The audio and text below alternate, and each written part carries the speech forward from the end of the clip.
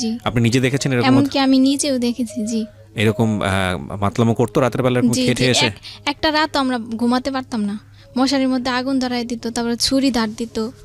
হঠাৎ করে আমার মানে নিয়ে যাইল আমার বোনের ঘরেতে না, তার ঘরে আমি বসে বসে খেলতেছি, তার বাচ্চার লাগে তো বলে যে আসো এদিকে, ডাইকা নিল নিয়া।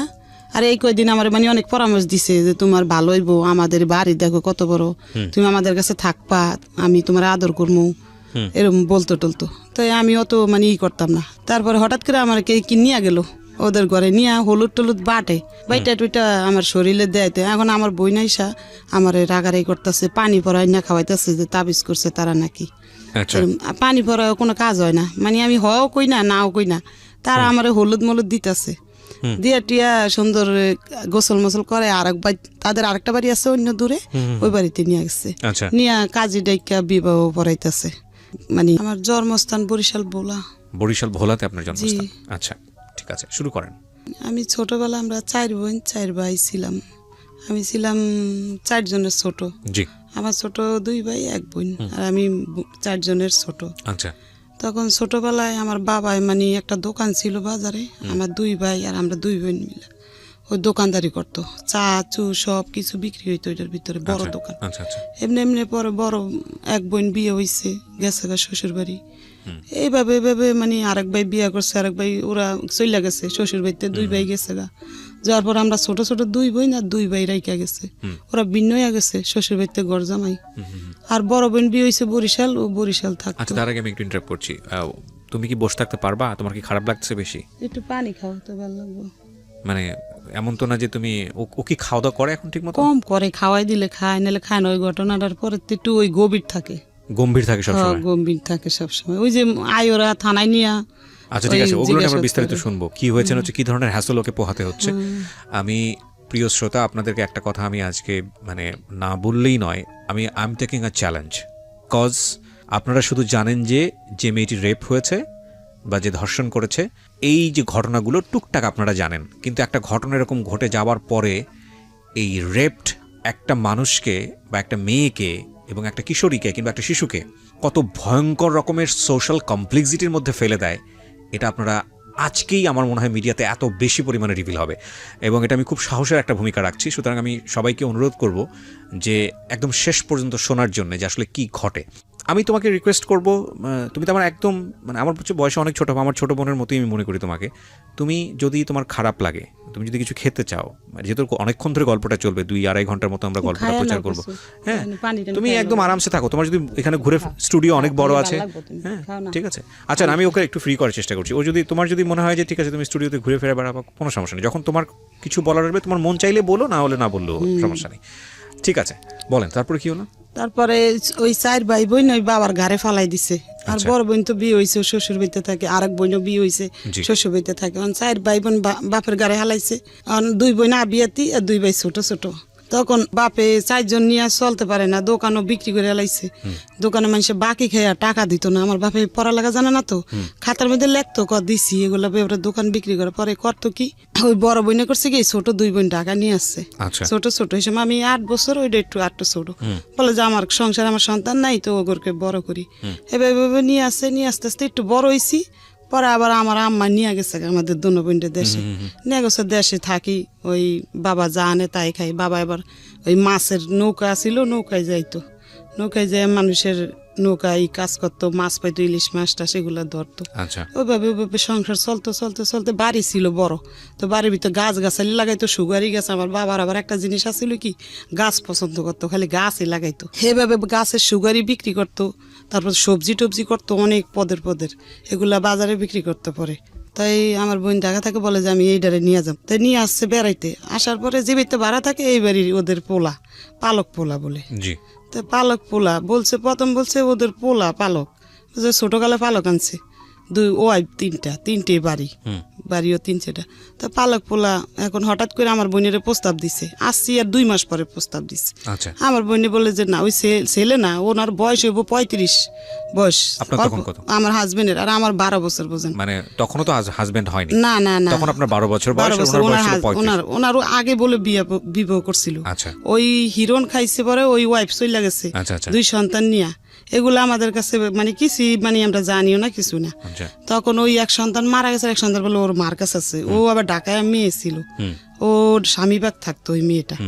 এখন আমার বোনে ভয়তে ঘর ছেড়া দিছে যে আমরা চলে যাবো অন্য জায়গা, তাহলে আর নিতে পারবো না। রুম ছাড়ার কথা শুনে ওনারা চাল খাটাইছে যে এখন তো চলে যাবো এখান থেকে, মেয়ে তো আমরা পাবো না, আমাদের সার্থকের লাগে মেয়ের বিয়া করান লাগবই। তখন হঠাৎ করে আমার মানে নিয়ে যাইল আমার বোনের ঘরেতে না, তার ঘরে আমি বসে বসে খেলতেছি, তার বাচ্চার লাগে তো বলে যে আসো এদিকে, ডাইকা নিল নিয়া।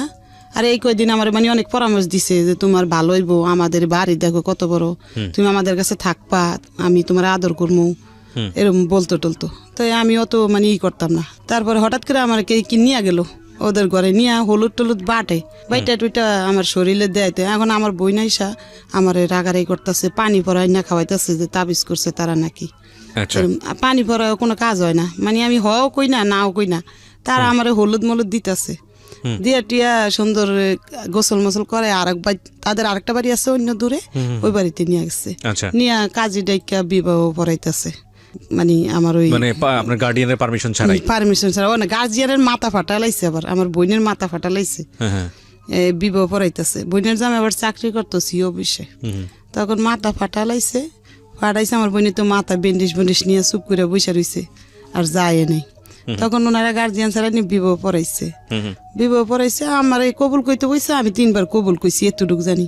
আইসা এখন আমার বোনের সালাম করতে গেছি, সালাম দিতে গেছি, পর আমার বোন একটা লাত্তি মারছে 2টা, যে এই আমার কাছে আসবি না, তুই যা যা, যারা তোর বুদ্ধি দিছে। আপনার নিজেরও কি ইচ্ছা ছিল? না, আমি কিছুই বুঝতাম না, আপনি বুঝতেন না বিষয়টা? না, যে বিয়া কি জিনিস সেটাই বুঝতাম না। আচ্ছা। আর ওরা আমার কি করতেছে আমি নিজেও বুঝতাম না, ওরা কি করছে আমার আমিও নিজেও জানি না। তখন লাত্তি দিছে, চলে আইসি ওই শাশুড়ির কাছে। শাশুড়ির কাছে চলে আইসা এখন বলি যে আমার বোনে তো আমার জায়গা দিব না রুমে, বলে যে তুমি আমার রুমে থাকো, পরে একটা বাড়াইটা যে লেগে ওই রুমরা তোমাদেরকে দিব বইলা। পরে আমি ওই রুমে ঘুমাইছি, পরে 15 দিন পরে একটা রুম খালি হয়েছে, আচ্ছা বাড়াইটা চলে গেছে। আচ্ছা পরে এই রুমটার ভিতরে একটা চৌকি আর একটা ফ্যান আমার শাশুড়ি কিনা আমার ওই ঘরটা দিচ্ছে, আর কিছু হান্ডি পাতিল, বলে যে সংসার করো। এই 15 দিন পরে স্বামীর সাথে মানে এখন এক ঘরে থাকবো, এই প্রথম জি। আর এই 15 দিন ওই শাশুড়ির কাছে ঘুমাই। তো এই 15 দিন এখন আমার বোন রুম ছাইয়া চলে গেছে এখান থেকে। এখন ওই শাশুড়ি ঘরটর দিছে, ওদের সব কাজ করি টরি, ওনাদের কাজ করি সকাল থেকে সারাদিন, ওদের লগে খাই, খাইতে খাইতে পরে বলে যে তোমরা আলাদা রাইন দেখাও। তখন আমি আলাদাই আমার হাজবেন্ড নিয়ে রাইন, ওই ওদিনকে ঘরে দিছে। পরে রাত্রে দেখি কি ডুইলা ডেলে আসছে লোকটা। আচ্ছা। তারপরে রাত্রে উনিও ঘুমাইছে, আমিও ঘুমাইছি, সকাল উঠছি। এখন শাশুড়ির কাছে গেছি, বলছি, শাশুড়ি পরে কয় কি তুমি পেশু সইসা আসো ওই নাস্তা খাইতে। তখন নাস্তা খাইছি, খাইতে খাইতে এমনি সংসার করতে করতে 1 মাস মানে হইয়া গেছে। পরে বাবু পেট হইছে। আচ্ছা। হইছে পরে বমি করি, তো বুঝতাম না যে 1 মাসের মধ্যেই। 1 মাস। আপনার বয়স তখন কত? তখন ধরেন 10-11 বছর। 12 বছর বিয়ে হইছে। 12 বছর বয়স। আর 1 মাস পরে বমি হইতাছে। ওকে। ওই লোকটার বয়স বেশি না, ওনার 35 মতন বয়স। আচ্ছা আচ্ছা, ওনার তো সতর্ক হওয়া উচিত ছিল। ঠিক আছে, বলেন। না, শাশুড়িরে তো সতর্ক করে নাই, তারাই তো কিছু কইরা বোঝাই নাই আমারে কিছু। আচ্ছা, আপনি তো কিছু বিষয়টা বুঝতেনই না? না না, তখন মানে বুঝতামই না যে বাচ্চা হইলে আমার ক্ষতি হইব কি ভালো মন্দ। তখন বোন বুঝতে পারছে যে বমি করে কেন। তখন বোন বললো যে আমার কাছে একটু আসবি তুই, মানে দূরের থেকে, বোন আদর করে, দূরের থেকে বলছে আমার কাছে একটু আসবি। আমি বলি কেন, বলে আসে দিকে গেছি। পরে একটা কাঁচা আনারস নিয়ে কাইটা খাওয়াইছে, এটা আবার আরেকটা বাড়াইটা দিয়ে খেলাইছে। দেখা শাশুড়ির কাছে বইলা দিছে, শাশুড়ি হাজবেন্ডের কাছে বইলা দিছে।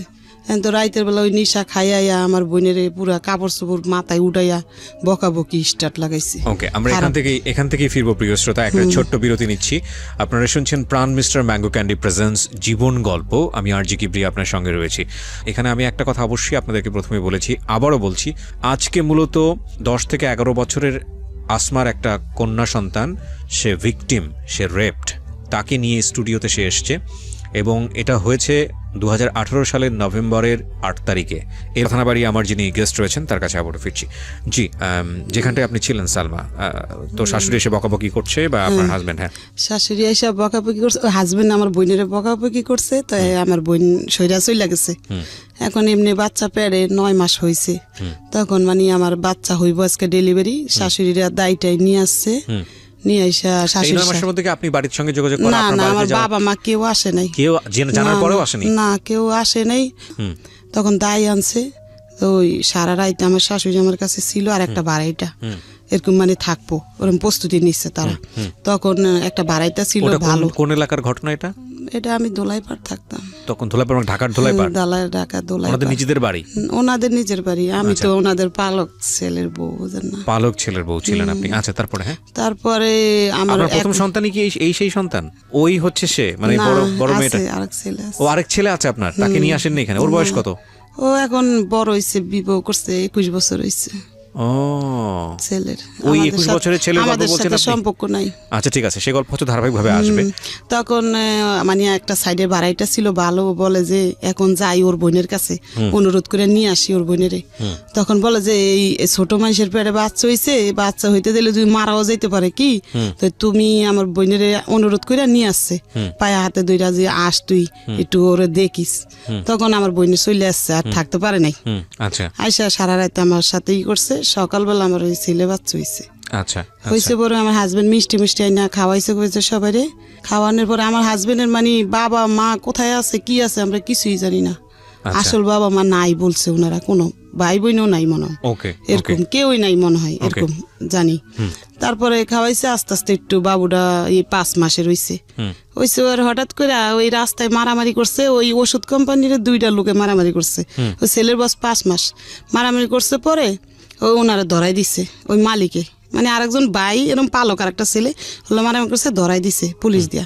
কাকা আপনার হাজবেন্ড? আমার হাজবেন্ডে ধরাই দিছে, আমি জানি না। তো এই নাইট গেট এসে বলে যে সালমা তোমার এই হাজবেন্ডে তো ধরাই দিছে তোমার শ্বশুরে। পরে আমি কি করবো আর জানি না, সকালবেলা হইছে। এখন বলে যে আমার শ্বশুর ডাইকা নিয়ে বলে যে তুমি আমাদের ঘরে খাওয়া দাওয়া করবা কিন্তু।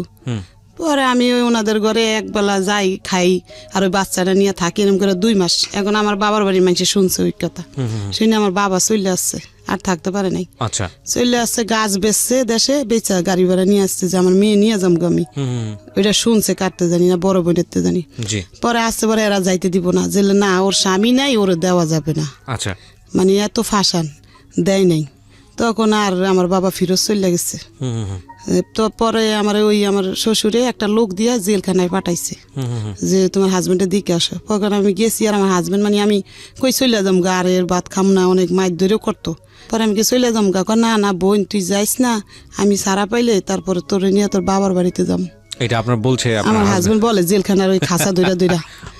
হ্যাঁ, পরে আমি কই থাক, লোকটা হাজার বাবা মা নাই, এতিম, এই খারাপ হইলো তো এমনি খাওয়ার খাদ্য দিত আমারে, মানে বাজার কোনোটা বাদ রাখতো না। আমি একটা জিনিস বুঝতে পারছি যে ওই বাড়িতে মূলত ওই ছেলেটার সঙ্গে আপনাকে বিয়ে দিয়েছিল যাতে বাড়ির কাজকর্ম আপনাকে দিয়ে করানো যায়, ওই পালক ছেলেকে। পালক ছেলেতে। কিন্তু ওই লোকটা আমার হাজবেন্ড কেমন, মানে নিশা খাইতো রাইত হইলে, দিন হইলে ভালো থাকতো। আচ্ছা, রাইতে মদও খাইতো, আর গাঁজা সিগারেটে বইরা ওগুলা ঘরে বসে বসে খাইতো। আচ্ছা আচ্ছা, এমনি এমনি করতে করতে ওই ছেলেটা একটু হাঁটিন হইছে। পরে এর কয়েক বছর আবার বাচ্চা বেড়ে গেছে, তারা কোনো ব্যবস্থা নিতে বলে নাই দেখে আমিও বুঝি নেই। আর আমার বাবা আমার ফ্যামিলিও ব্যবস্থা নিতে বলে নাই। আবার বাচ্চা পেট হয়ে গেছে, ওই এই যে মেয়েটা পেট হইছে। আচ্ছা, এই মেয়েটা? হ্যাঁ, মেয়েটা পেট হইছে। আরে প্রতিদিন পর্যন্ত রাত্রে হইলে নিশা খাই না, অনেক অত্যাচার করতো। পরে করতাম কি জানেন, মানুষের ঘরে যাই রাত্রে পলাই থাকতাম, মানুষের ঘরে পলাইতাম, চুপ করে বসে থাকতাম, ওই হামতাম কইরা টইরা শুয়া পড়তো যে তখন ঘরে যাই চুপ করে শুয়ে থাকতাম। পরে এতই খারাপ ছিল, রাত্রে হইলে কি করতো, পেশাব করে দিত বিছনার ভিতরে। প্রতিদিন দিত, ও জানে, ও দেখছে বড় হইয়া, প্রতিদিন পেশাব করে দিত। জানি না, ওই মদ খাইতো, প্রচুর খাওয়া খাইতো, একবার কাপড় মাথা তুলাইতো, রাস্তা দিয়ে মানুষের বকতে বকতে আসতো। কিন্তু কোনো মহল্লার মানুষে ওরে কিছু কইতো না, কইতো পাগল থাক কিছু। কোনো বাড়িওয়ালা দেখলো কইতো সালাম কি দিত লোকটারে, মানে ওরে সালাম দিত হেরা উল্টা, মানে একটু পাগল টাগল ছিল বসে। হ্যাঁ, ওরকম করতো। রাত্রে ভয় পাইতাম, ভয় পা ঠেলা আমি খাটের নিচে ঢুকা চুপ করে বসে থাকতাম। তখন তাদাম বাড়ি বিশ্রে বুসরে আসতো, পাইতো না, তখন চুপ করে শুয়ে থাকতো। শুয়ে থেকে ওই পেশাব করতো। সকাল হইলে জানি ওই পেশাব গুলা ধোয়া লাগতো, আমার খাতা করতো, শাশুড়ি কইতাম। আবার দেন সকালে রাইতে জ্বালানি খায়, তারপর সকালে তাও কাজ করা লাগতো, সংসারের কাজ করে আবার আমারটা করতাম। এমনি এমনি ওই বাচ্চারা ফেট হয়েছে, তো ওই বাচ্চারা ফেট হয়েছে, ওই মার খেতে খেতে ফেট হয়েছে। হয়েছে ওর 7 মাসের সময় বাবার বাড়িতে চলে গেছি। আচ্ছা, যে এখন আমার বাচ্চা হইব, যদি মইরা যায় বাচ্চারা, তখন বাবার বাড়িতে গেছে, বাবা মা যত্ন করে ওই মেয়ে ওই অনেক কষ্টতে 1 মাস পরে। এখানে আরেকবার একটু বলে রাখি প্রিয় শ্রোতা, উনি 3 সন্তান নিয়ে এখানে এসেছেন। যে বড় সন্তানের গল্প বলছিলেন, ওই বড় সন্তানের বয়স এখন 21 বছর এবং ওনার সঙ্গে ওনার ব্যক্তিগত আর কোনো সম্পর্ক নাই। আর উনি যেই সন্তানের কথা এই মুহূর্তে বললেন, বড় মেয়ে তার, সেই বড় মেয়ে এই মুহূর্তে আমার সঙ্গে স্টুডিওতে আছে। আমি একটু আপনার সঙ্গে কথা বলি। হ্যাঁ, আপনার মা যেটা বলল, মাইক্রোফোনটা নিয়ে নেন, আপনি কাছে নিয়ে নেন। হ্যাঁ, আপনার মা যেটা বললো সেটা কি ঠিক? মানে বাবা সম্পর্কে যেটা বললো সেটা কি জি ঠিক? জি, Oh my আমার God! আম্মুর কল্লা কাটবে, মানে আমরা অনেক ভয় পেতাম, একটা দোনো রাতও ভাই বোনে ঘুমাতে ভয় পারতাম না ঠিক মতো। মানে আমার যতটুকু মানে জ্ঞান হওয়ার পরে আমি যতটুকু আমার মনে আছে ওই ঘটনাগুলো, রাত্রের ঘটনাগুলো। 4-5 মাসের বছরের ছিল, 4-5 বছর 6 বছরের ছিল, নিয়ে গেছি। ঠিক আছে, তা আপনি যেটা বললেন যে আপনার বাড়িতে গিয়ে যাওয়ার পরে যত্ন করলেন, যত্ন করে তারপরে 1 মাস পরে ব্যথা, প্রচুর ব্যথা, অল্প বয়সে মা হয়েছে, ওই ছেলে ছোট 2.5 বছরের, ওই ছেলে 2.5 বছরের, অনেক সুন্দর একটা ছেলে। তখন এই মেয়ে হইব, অনেক ফকির পাকড়া বাবা মা দেখায়া দায়টাই আইনা দাঁড়ে সহায় রাখে। তারপরে ডেলিভারি হয়েছে একটা মেয়ে, ছোট একবারে, ওজনও কম, পুষ্টি নাই কোনো শরীরে। তারপরে হয়েছে পরে আমার বাবারে ওই এর ভিতরে চলে গেছে, বলা চলে যায়, বলছে আমার বউ নিয়ে যাবো। বলে আমার মা বলছে ডেলিভারি ছাড়া আমরা দিব না। তখন বলে যাচ্ছে তো আমি চলে যাই। 2 দিন থেকে ও চলে আসছে ঢাকা। তখন চলে আসছে পরে ও ডেলিভারি হয়েছে পুষ মাসের 15 তারিখে। ও হচ্ছে শীতের মধ্যে রাত 3টার দিকে হয়েছে। পরে ওরে নিয়ে 15 দিন পরে আমি ঢাকা চলে আসছি। আচ্ছা, আমার ছোট বোনটারে নিয়ে চলে আসছি ঢাকা, লগে করে নিয়ে আমার বাবাই লঞ্চ উঠাই দিছে। ওরা আইনা সংসার করতেছি এমনি।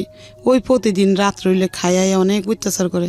একদিন করছি কি জানেন, আমার মারণের লাগিয়া বিশ্রাইতেছে দিনে মদ খাইয়া, পরে মারতে পারে নাই। আমি ইচ্ছা করে কলের দিকে চলে গেছি যে না মারতে। খাটের স্ট্যান্ড ছিল আগের দিনে, কিন্তু দাঁড় উপরে কারা চাঙে না খাটের, এভাবে নিয়ে এই আমার মাথার ভিতরে এই শিলি হয়েছে 4টা, দেখেন এই শিলি মাথায় বাড়ি দিয়েছিল, মাথায় বাড়ি দিয়া মজক সহকার বার করে লাইছে। Oh my God! তখন আমার শাশুড়ি করছে কি, ওই শাশুড়ি এবার এমনি আদর করতো, মিশা কথা কম না, আমার অনেক আদর করতো, এখনো আদর করে। সে করছে কি জানেন, আমারে মানে নিয়ে গেছে ডাক্তারখানা, নিয়ে এটা শিলি দিছে। যখন না শিলি দেয়, গিট্টু গুলো এম করে টান দিয়া গিট্টু দেয়, ওই সময় সুতা ছিল, সিলাই টিলে বাসাইছি। আর 1 সপ্তাহ পরে ওই শিলিগুলা যেসব খুলছে, আমি জানি ওই অজ্ঞান হয়ে পড়ে গেছি ওখানে। তারপর বাসাইছি, আবার সংসার করতেছি এরকম করে সংসার করতে। একদিন করছি কি জানেন, আমার এই বাথরুমের ভিতরে পলাই রয়েছি, বাথরুম ভাঙ্গা, টয়লেট ভরা ছিল, নিচে টিন সাইড বাইতে থাকি না, আমার ওই শাশুড়ির সামনে শ্বশুরের সামনে আমার করছে কি জানেন, বারাইত্যা থাকে 22টা, ওই বারাইত্যার সাক্ষী এখন ওই বারাইত্যায় দোলাই পারা আছে। ওই বারাইত্যা সামনে আমার করছে কি জানেন, বাথরুমে পলাইছি না, বাথরুমের দরজাটা ধাক্কা দিয়া ঢুকে আমার এই মুখটা আছে না, ওই বাথরুমের গুয়ের ভিত্তে ডুমায়া ধরছে, আমার এই শরীরটা পুরো গু দিয়া বেরিয়ে আছে। আর এমন জোরে গুসা দিছে বুঝলেন, এই জায়গাটা এরকম করে খাওয়ার পরে মদ খাইয়েই করতো। এটি ভালো থাকলে কিছুই করতো না, সে মদ আর গাঞ্জা খাইয়া এরকম করতো। ওরম করতে করতে ও বাচ্চার বয়স 4 বছর হয়েছে, মায়ের খেতে অনেক হেরা বার করে দিছে। ওই শ্বশুর মানুষ আর সহ্য করতে পারে না এই ছেলের ওই জ্বালা। আপনার যারা পালক হ্যাঁ, তারা সহ্য করতে পারে না দেখে তারা করছে কি, মাল সামানা সব ঘরেতে নামে বাইরে ফালাই দিছে ফিক্কা মেরা, যে আমাদের বাড়িতে যাও গা বাবা, তোমাদেরকে রাখতে পারব না। তখন একটা অন্য বাসায় ঘর নিছি আমরা। এখন আমি কিছুই বুঝি না, থানাও কিছু বুঝি না, বাবা মাও দিয়ে নেয় না, কিছুই বল না, আর শ্বশুর বাড়ির মানুষও কিছু বলে না, আমি কিছুই বুঝলাম না, রাগা করা। এরকম করতে করতে পরে এই মাইয়ার 4 বছর বয়স হয়েছে, আর ওই ছেলে একটু বড় হয়েছে, 6 বছরের হইব, মানে 6-7 বছরের, আর ওর 4 বছর। তখন ওরে 4.5 বছর হয়েছে, আর ওরে ভর্তি করছি একটা মাদ্রাসায় ওইখানে। আচ্ছা, কইরা এখন আমি কি করি জানেন, ওই আকরবাতি আছে না, ও নিশাবানি খায়, অত টাকা দিত না, 60 টাকাই না দিত রাত্রে বাজার করার জন্য। আচ্ছা, আর সব খাইয়া লইতো। ওই দিয়ে আমি ওই টুকটাক 12 টাকা কেজি চাল ছিল তো আর ডাইল ছিল, সব তো মাংস ছিল 60 টাকা। তো ওই 1 কেজি চাল আনলে আমরা সুন্দর 2 দিন হইয়া যেত, আধা কেজি করে, অত খাইতাম না। আকরবাতি আছে না, এগুলা ওদিকে দেয় বাড়ি বাড়ি বানাইতে। তখন আমি মানুষে বানাই দেখে দেখে শিখছি, তো প্রতিদিন 3 কেজি বানাইতাম। সিয়ারি খাইয়া অনেক বাড়াইতা ঘুমাই থাকতো। হ্যাঁ, আমি ঘুমাইতাম না, আমি ওই বৈশা ঘরের মধ্যে ওই গোলাইয়া বইয়া বানাইতাম। তো সবাই বেশি বানাইতাম, 4 কেজি কি 4.5 কেজি বানাইতে পারতাম আগরবাতি। জি, বেড়ারা দিয়া যায় বাসায়, গুড়িও দিয়া যায়, গোলাই নিতে হয় আটার মতন করে। তো বানাইতে ওই বেবিও আমার শিক্ষা লাইছে ওগুলা। মানে আপনার তো বড় মেয়ে? হ্যাঁ ওই মেয়ে 4.5 বছরের মেয়ে শিক্ষা লাইছে দেখতে দেখতে। আচ্ছা। তো ও একবার মতন বানাই দিত আমারে, যেরকম বানাইতাম মাইজি ওরে ভর্তি করছি একটা মাদ্রাসায়। আর ওই 4.5 কেজির মতন বানাইতাম, কোনোদিন 3 কেজি বানাইতাম, বানাই রাখতাম, পরে লোক আসলে নিয়ে যেত এক লগে 1000 1200 কত টাকা পাওয়া যেত? 1500 1200 এরকম পাইতাম 10 দিন 15 দিন পরে। 10 দিন 15 দিন পরে? হ্যাঁ 10 দিন পরে। বহুত কঠিন কাজ। হ্যাঁ কঠিন অনেকগুলা, এতগুলা ওই তো 1 কেজি।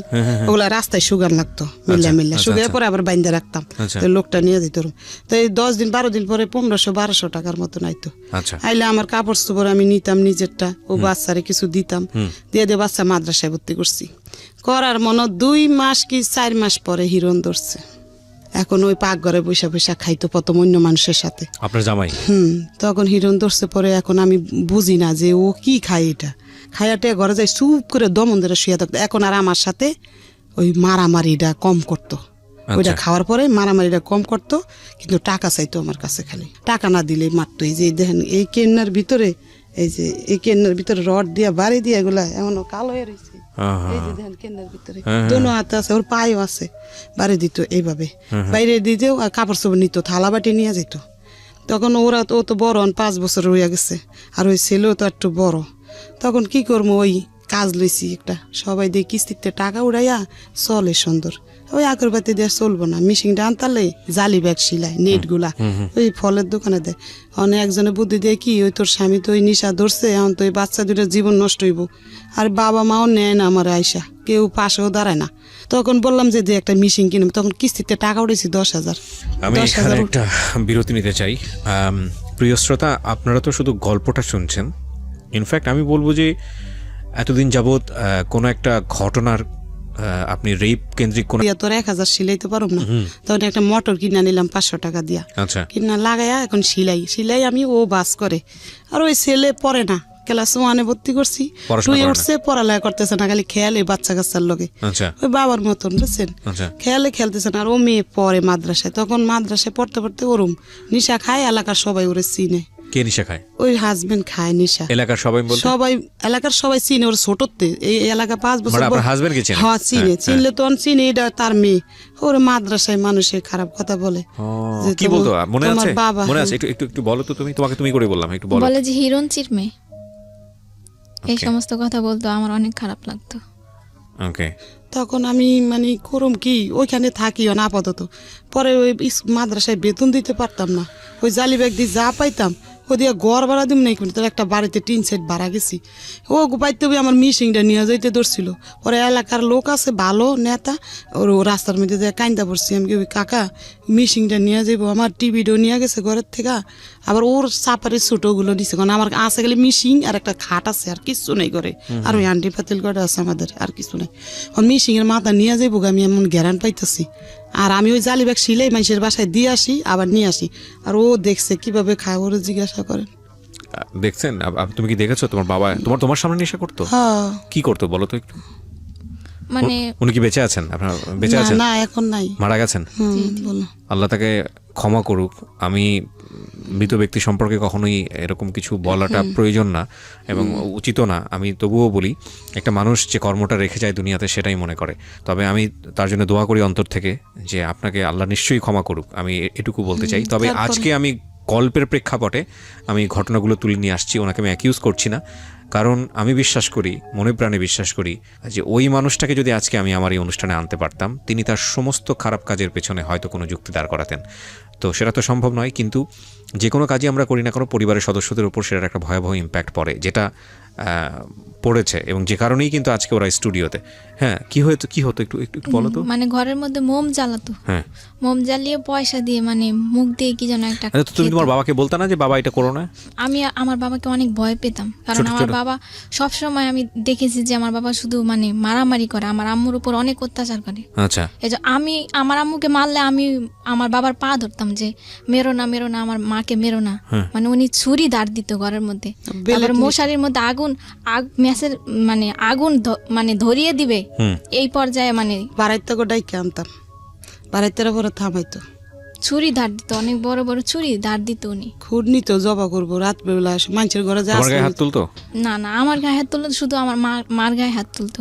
তোমার সাথে কেমন ব্যবহার করতো বাবা হিসেবে? দিনের বেলা ভালো থাকতো, কিন্তু রাত্রে তো নেই। বইতে তো এক কোনায় থাকতো দুই বাচ্চা, মশারির কোনায় বসে থাকতো দুজনে। মানে ওর বড় ভাই আরো?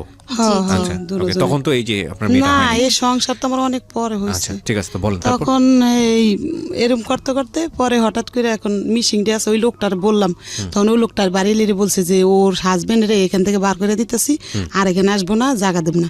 তখন আমি, ও গেছে কাজে, আমি চুপে বাড়ির সাথে শেয়ার করে রুমটা ছাইড়া দিছি, দিয়ে আমার দুই বাচ্চা নিয়ে একটু দূরে চলে গেছি আমি, যাই ওখানে বাসা নিছি, নিয়ে ওখানে থাকি। ও কিভাবে জানি গেরান পাইছে, ওখানে চলে গেছে। যায় আমি দরজা খুলি নেই, জানলা দিয়ে বলে যে আমার প্লেট দে, আমার বালিশ দে। তখন আমি জানলা দিয়ে প্লেট দিছি, বালিশ দিয়ে দিছি। আমার হাত ধরে এইভাবে মোচড় দিছে, হওয়ার মতন না, মানে জানলা দিয়ে পারে না, আমার মারবো এখন আইসি কে ওর সঙ্গে। আচ্ছা আচ্ছা আচ্ছা। তখন আমি দিয়ে দিছি, সে ওরা বড় মাদ্রাসায় যায় আসে, এখন ওরে কোথায় রাখবো আমি, এখন কই যাব না যাব। ওরা কি দেয় জানেন, বাড়িওয়ালার ভাড়া দিতে পারি না দেখে মিশিংটা বিক্রি করে লাইছি। এখন দিয়ে মিশিংটা দিয়ে কাজ করে খাইতাম। গেছিলাম মোহাম্মদপুর, বড় ভাই থাকে, বড় ভাইয়ের কাছে গেছি টাকার লাগিয়া। বড় ভাই বলে যে তুই আর কয়দিন পরে আইলে আমি কিছু দিতাম, তো তোর বাবির লেগে দেশে টাকা পাঠাই দিছি, এখন তো আমি দিতে পারম না বোন। তো চলে আইছি। মেজো বোনে এই সময় একটা ব্যাংকে চাকরি করতো, মেজো বোনের কাছে কইলাম, ও কয় কি আমার ব্যাংকে টাকা থুইছি, উঠান যাবো না, মানে দিব না। আর ওই বড় বোন ওই থাকে হইলো শ্বশুর বাড়িতে বরিশাল, এখন আর ঢাকা থাকে না, যে ওর কাছে যায় চামু কিছু। তারপর ও হঠাৎ করে ঢাকা আসছে, আসছে পর ও বলে যে আমাদের বাসায় আইসা খাইস। তো কয়দিন খামো, ওদের বাসা দুইটা বাচ্চা লেবো, যেন ওরা তো বাচ্চা কাচ্চা আছে, স্বামী আছে, ওরও 3-4টা বাচ্চা হয়ে গেছে। তখন এই মেয়েরে বললাম কি তুই ওই তোর দাদি গো বাড়তে একটু থাক, আমি দেখি আমার বোন, ছোট বোনের লগে যাই থাকা, কাজ কাম কিছু করতে পারিনি। কইয়া মিশিংটা বিক্রি করে বাড়িওয়ালার ভাড়া দিয়ে দিছি। আচ্ছা। দিয়া এখন 4 দিন ধরে আমাদের ঘরে একটা টাকাও নাই, আমি কিছু করতেও পারতেছি না।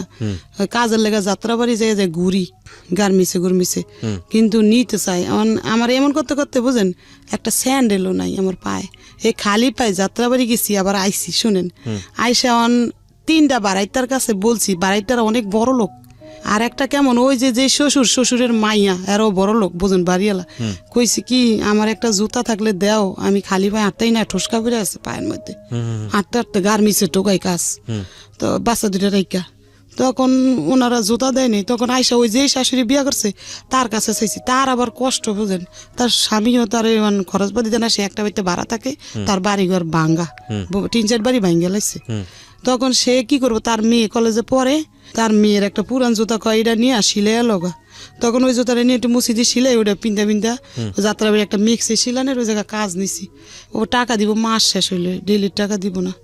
4 দিন ধরে ও বাচ্চা 2টা না খাইয়া জানেন কান্না করতেছে, ওরা নাকে একটা চুঙ্গি ছিল, ওটা জুতা বিক্রি করে। ওনার আবার আমার আবিয়াতে কালেতে চিনে, ওই এলাকায় থাকে। তারপর বিয়ের আগে তো এগো ঘরে যাইতাম আমরা খেলতে খুলতে, হের ছেলের লাগে, তো হেরা চিনে। আমি কই কি নিজামের আম্মু আমার নাকের চুঙ্গিটা রাইকে আমার কটা টাকা দাও। কয় কি কে, আমি কি ওই 2 বাচ্চা না খায় মরতাছে, ও তো জানে ও মুখের বউ, আমি সব চিনি, আমার হাজবেন্ড এটা তুমি সবাই। বলে তারা পানি বাঁচছিল, ওইটা দিছে, 2 বাচ্চারে খাওয়াইছি। আমার বলে তুই খা, আমি না আপা আমার পেটে বাদ যায় না, আমি খাম না। আর ও তো হিরোন খাইয়া খাইয়া রাস্তা ঘুরতেছে। পরে করছি কি নাকের চুঙ্গিটা তাদের কাছে বেচছি 200 টাকা, বেচছে ওই চাউল পাত বাজার পাত আইনা কয়দিন খাইছি। খাইয়া এখন ওই যে আগে তো উঠাই না, কাপড় টাপড় ছিল আমার ঘরে, কাপড় পরতাম, তো এই 3-4টা কাপড় ছিল, আর একটা রেডিও ছিল ঘরে, ওটা আর দেয়নি ওই হিরোন ছিঁড়ে আমি। ওই রেডিওটা বিক্রি করছি একজনের ধরে, বেচছে আবার কয়দিন চলছি।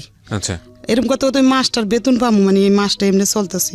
আর আবার 4টা কাপড় ছিল, কাপড় 4টাও বেচছি, বেচে এমনি করছি। কইটা দিয়ে কি বেতন পাবো, মাস শেষ কি এমনি চলুম, চলতে ঘরের জিনিসপত্র সব ওই বাড়িওয়ালারে দিয়ে দিছি। যেমন আমি ঘর ভাড়া বাজাইলে তো আমি দিতে পারব না, দিয়ে আমার ছোট বোনের কাছে গেছি গা, আর ও মাইয়া ওই দাদির কাছে দিছি মাদ্রাসা হেদের বাড়ির কাছে। আর ছোট বোনের কাছে যে 2 মাস ধরে থাই, ওই মাইয়া ওদের কাছে থাকে, ওরা যা দেয় খায় থাকে। আর ওই ছেলেও ওদের কাছে, দোনোটা ওই শাশুড়িরা নিছে দায়িত্ব, যে কয়দিন থাকুক তুমি নিজের পায়ে দাঁড়ায় পরে নিয়ে যাও। তো এইভাবে থাকতে থাকতে পরে বড় বোন বলে যে এরকম করে চলবি কয়দিন, তো আমার কাছে এসে থাক। তখন ওর সামনে একটা রুম নিয়ে দিছে, দিয়া বলে যে তুই এখানে থাকি একটা কাজ কাম করে ওরা আমি দেখুম, তুই চলিস। এইভাবে করতে করতে পরে ওই মেয়েটারে আর ভর্তি করতে পারিনি ওইখানে যায়া। এখন ওই মাদ্রাসাতে মানুষের খারাপ কথা বলে, আবার হুজুরা বলে যে তুমি বেতন নিয়ে আসো না, বলে দেখা ও পড়ার থেকে নিয়ে গেছি, নিয়ে ওই বোনের কাছে থাকি। তখন ওইখানে বোনে ভর্তি করে দিছি স্কুল ড্রেস বানাই দিছে বড় বোনে। তো বড় বোনটা একটু আদর করতো, তো এই বড় বোনের কাছাকাছি রাখছে, রাখতে রাখতে ওই বড় বোনের জামাই তো পিছ লইছে। ও পিছ লইছে যে ওর আমার সাথে মানে দুষ্টামি করতে চায়, ওর মানে বেকায়দা শৈলে মিলে বর্ষা করতে চায়। ওর 3 সন্তান, আচ্ছা 3 সন্তান, ছোট ছোট আর বেশি বড় না। আচ্ছা তখন বোনের বলি নেই এরম যে কয়টয়, বলে যে চুপে, বলে রাস্তায় তুই আমার কাছে বিপদ বললে আমি কন্ট্রাক্টদারি করে পয়সাও ভালো কামাই, টাকা বোঝান প্রতিদিন অনেক টাকা আনে, কিন্তু আমি আমার বোনের কাছে শেয়ার করিনি, আজ পর্যন্ত বলিনি এই কথাগুলো। আজকে প্রথম রেডিওতে বলছেন? আজকে প্রথম বলতেছি। তখন বলি যে না এনে থাকলে আবার বোনের ঘরও দেখি মারামারি করে হাসবেন, বাচ্চা ঘরও মারে, বোনেরও মারে, বলে যে না এনে থাকুম না। তখন ওইখান থেকে সইরা আলাদা একটা বাসা নিয়েছি, 3 সাইড নিয়ে এখন কাজে লাগছি যাত্রাবাড়ি। আচ্ছা মেক্সি সেলাই, রেডিমেড মেক্সি 5 টাকা করে পিস দিব। ওকে। পরে সিলাই পেটিকোট মেক্সি সিলাইতে ওই টাকাটা দিয়ে ঘর ভাড়া দেই, মাস শেষ ওদের 2 খাওয়াই। এর মধ্যে আমার বাবার কাছে বড় বোন ফোন দিছিল যে সালমা কিভাবে খাইবো। বাবা বলে যে ওর কাছে সেলাই মেশিন আছে না, ওইটা দিয়ে খাইতে পারে না, এই কথা বলছে। শুই না মনে কষ্ট লাগছে বুঝছেন। পরে কই বাবা মাকে দরকার নেই, বাবা বাচ্চা আছে ওই সময়। তখন বাইরে তো আর খোঁজ নেই, আর কেউ নাই খোঁজ নেন। তখন কি করবো, ওই জায়গায় বাসা নিয়ে থাকি। হঠাৎ করে আমার এত অসুস্থ হয়ে গেছি, কাজ করতে করতে বুঝেন, বিছনার লগে লেগে গেছি।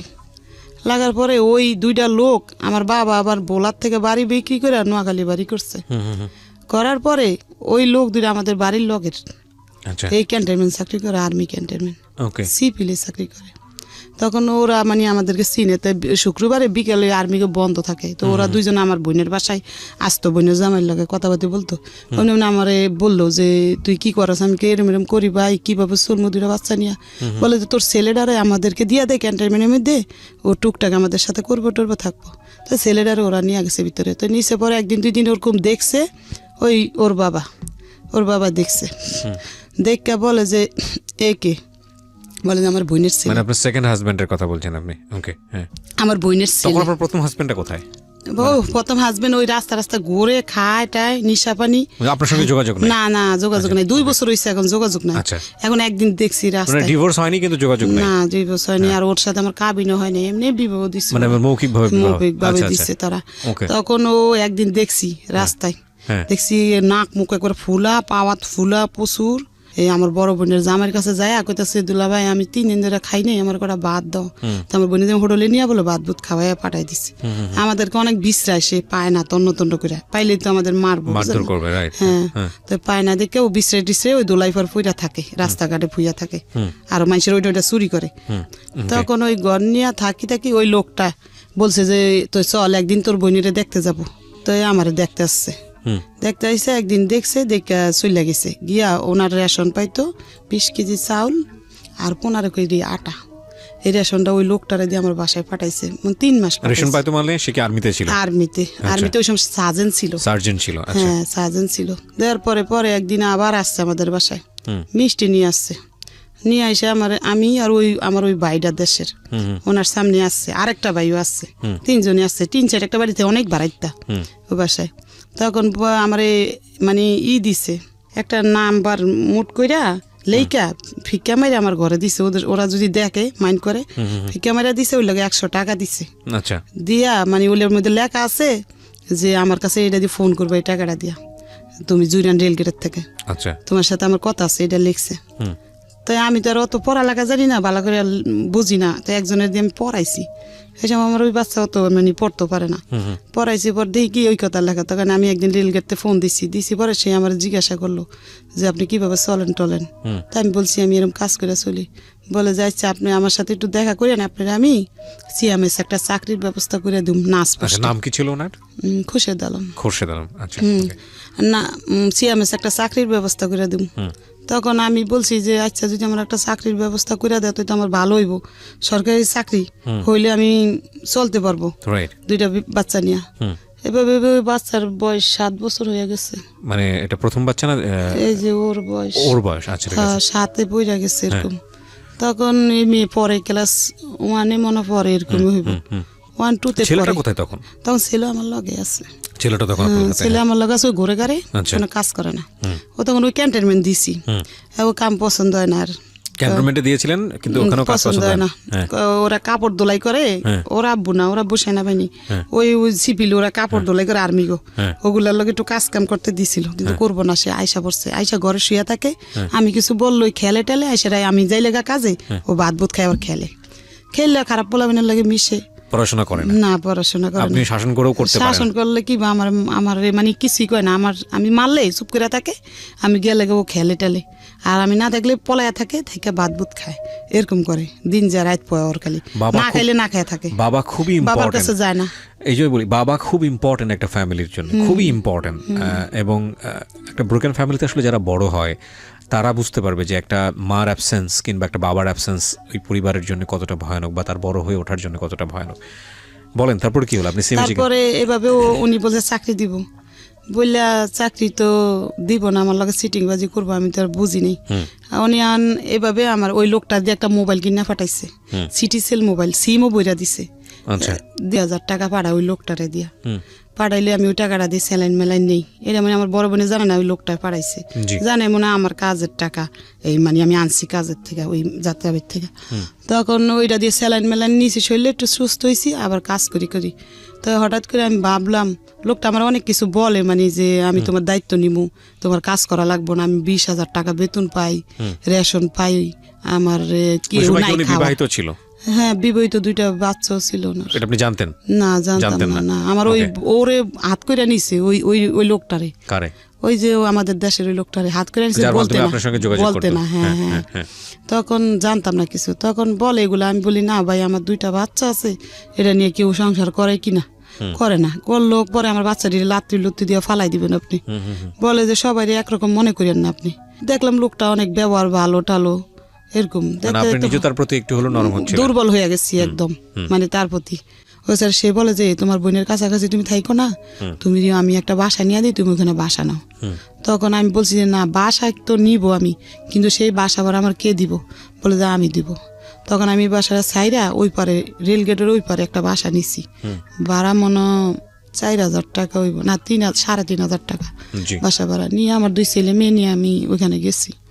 যাওয়ার পরে টুকটাক কিছু মাল সামানাও কিনা দিছে, আর ওই লোকটারে দিয়ে রেশন মেশন পাঠাইছে বাসায়, পাঠাইছে। পরে বাড়িওয়ালারে বলছি আমার 2 বাচ্চা আমি থাকবো, আমার হাজব্যান্ড থাকবো, এ কথা বলছি। এখন আমি বলছি যে আমরা এখন বিবাহ করব, উনি বলছে আমার প্রস্তাব দিচ্ছে। আমি বলছি তাহলে কে সাক্ষী থাকবো, বিবাহর সাক্ষী আছে না?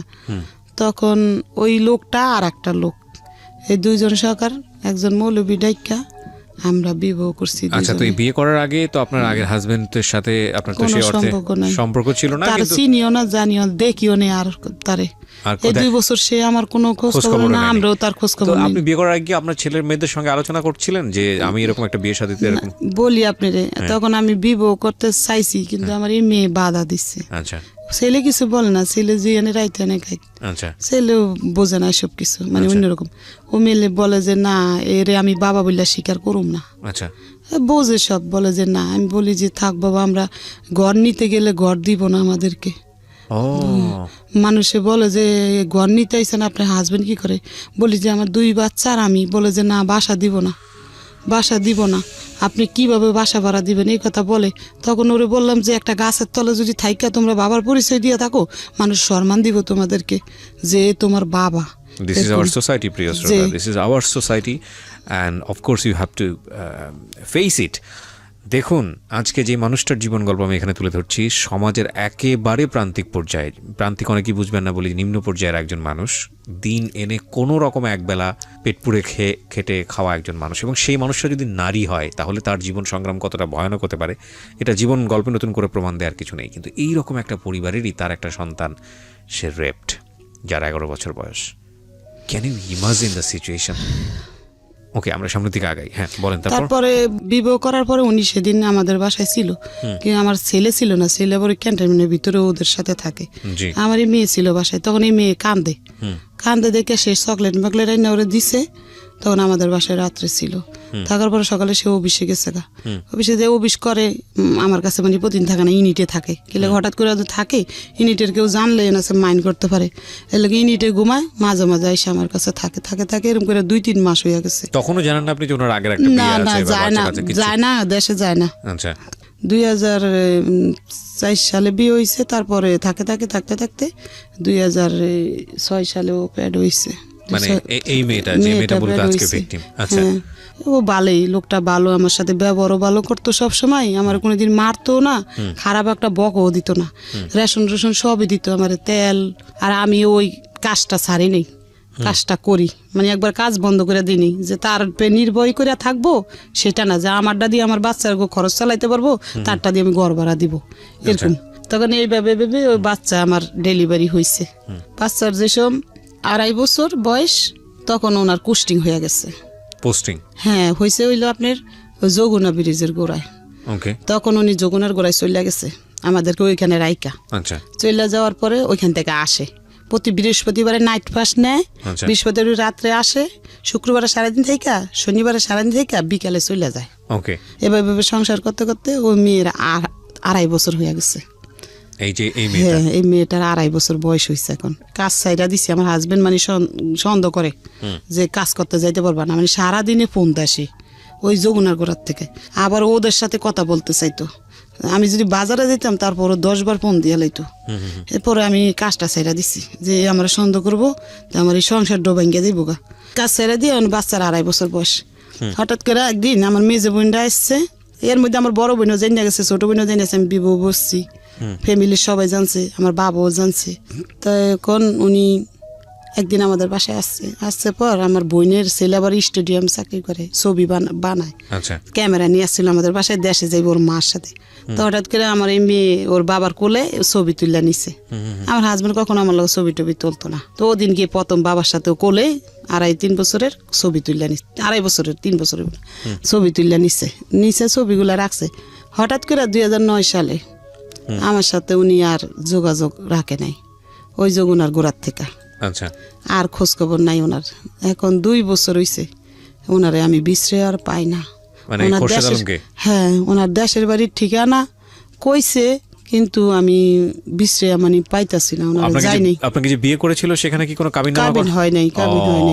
কাবিন হয় না, গতি ক্যান্টনমেন্ট গেছি খোঁজ নিতে বললা। আর ওই নুরুরে বলছি, ও বলে যে কুস্টিং হয়েছে ওই জায়গায়, আমার সাথে যোগাযোগ নাই, এই কথা ওই লোকটা বলে।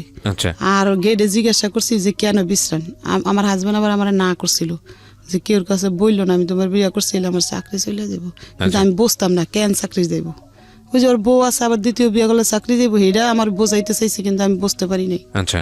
এখন 2 বছর ধরে আর কোনো খোঁজ নাই। এখন কি করবো, আবার বাদ দইয়া কাজে লাগছি ওই যাত্রা বাড়ি, ওই মিক্সির কারখানায় কাজ করি।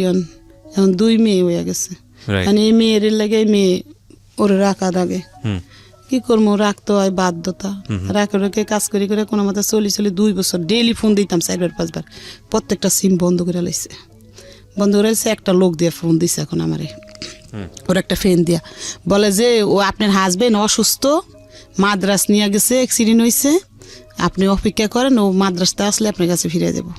মনে একটু সান্ত্বনা পাইছি যে হইতে পারে এরকম কি দেখো, তা বললে হঠাৎ করে ওই লোকটারে ফোন দিলে লোকটা আর ধরে না, ওই একদিনে বলছে, আর খোঁজ নেই 2011 সালে ফোনটা রিসিভ করছে পরে আমি কান্দা দিছি পরে আল্লাহর কোন কুদরত আসছে আমাদের বাসায়, বলে যে আমি অ্যাক্সিডেন্ট হয়েছি, মাদ্রাস ছিলাম, সব মিথ্যা কথা। আমি যেমন বলদ, আমার বলদরে বুঝাইছে এমন। তখন গেছে সেদিন, পরের দিন আসছে। এখন আমি বলছি দেখেন ভাই, আপনি আমার নিয়ে যদি সংসার করতে চান তাহলে আমার সাথে কাবিন করতে হবে, তাহলে আমি আপনার সাথে সংসার করবো, নাহলে করবো না, নাহলে আপনি গেছেন গা আমার মতন আমি 2 মেয়ে খাওয়াইতে পারবো, সমস্যা নেই।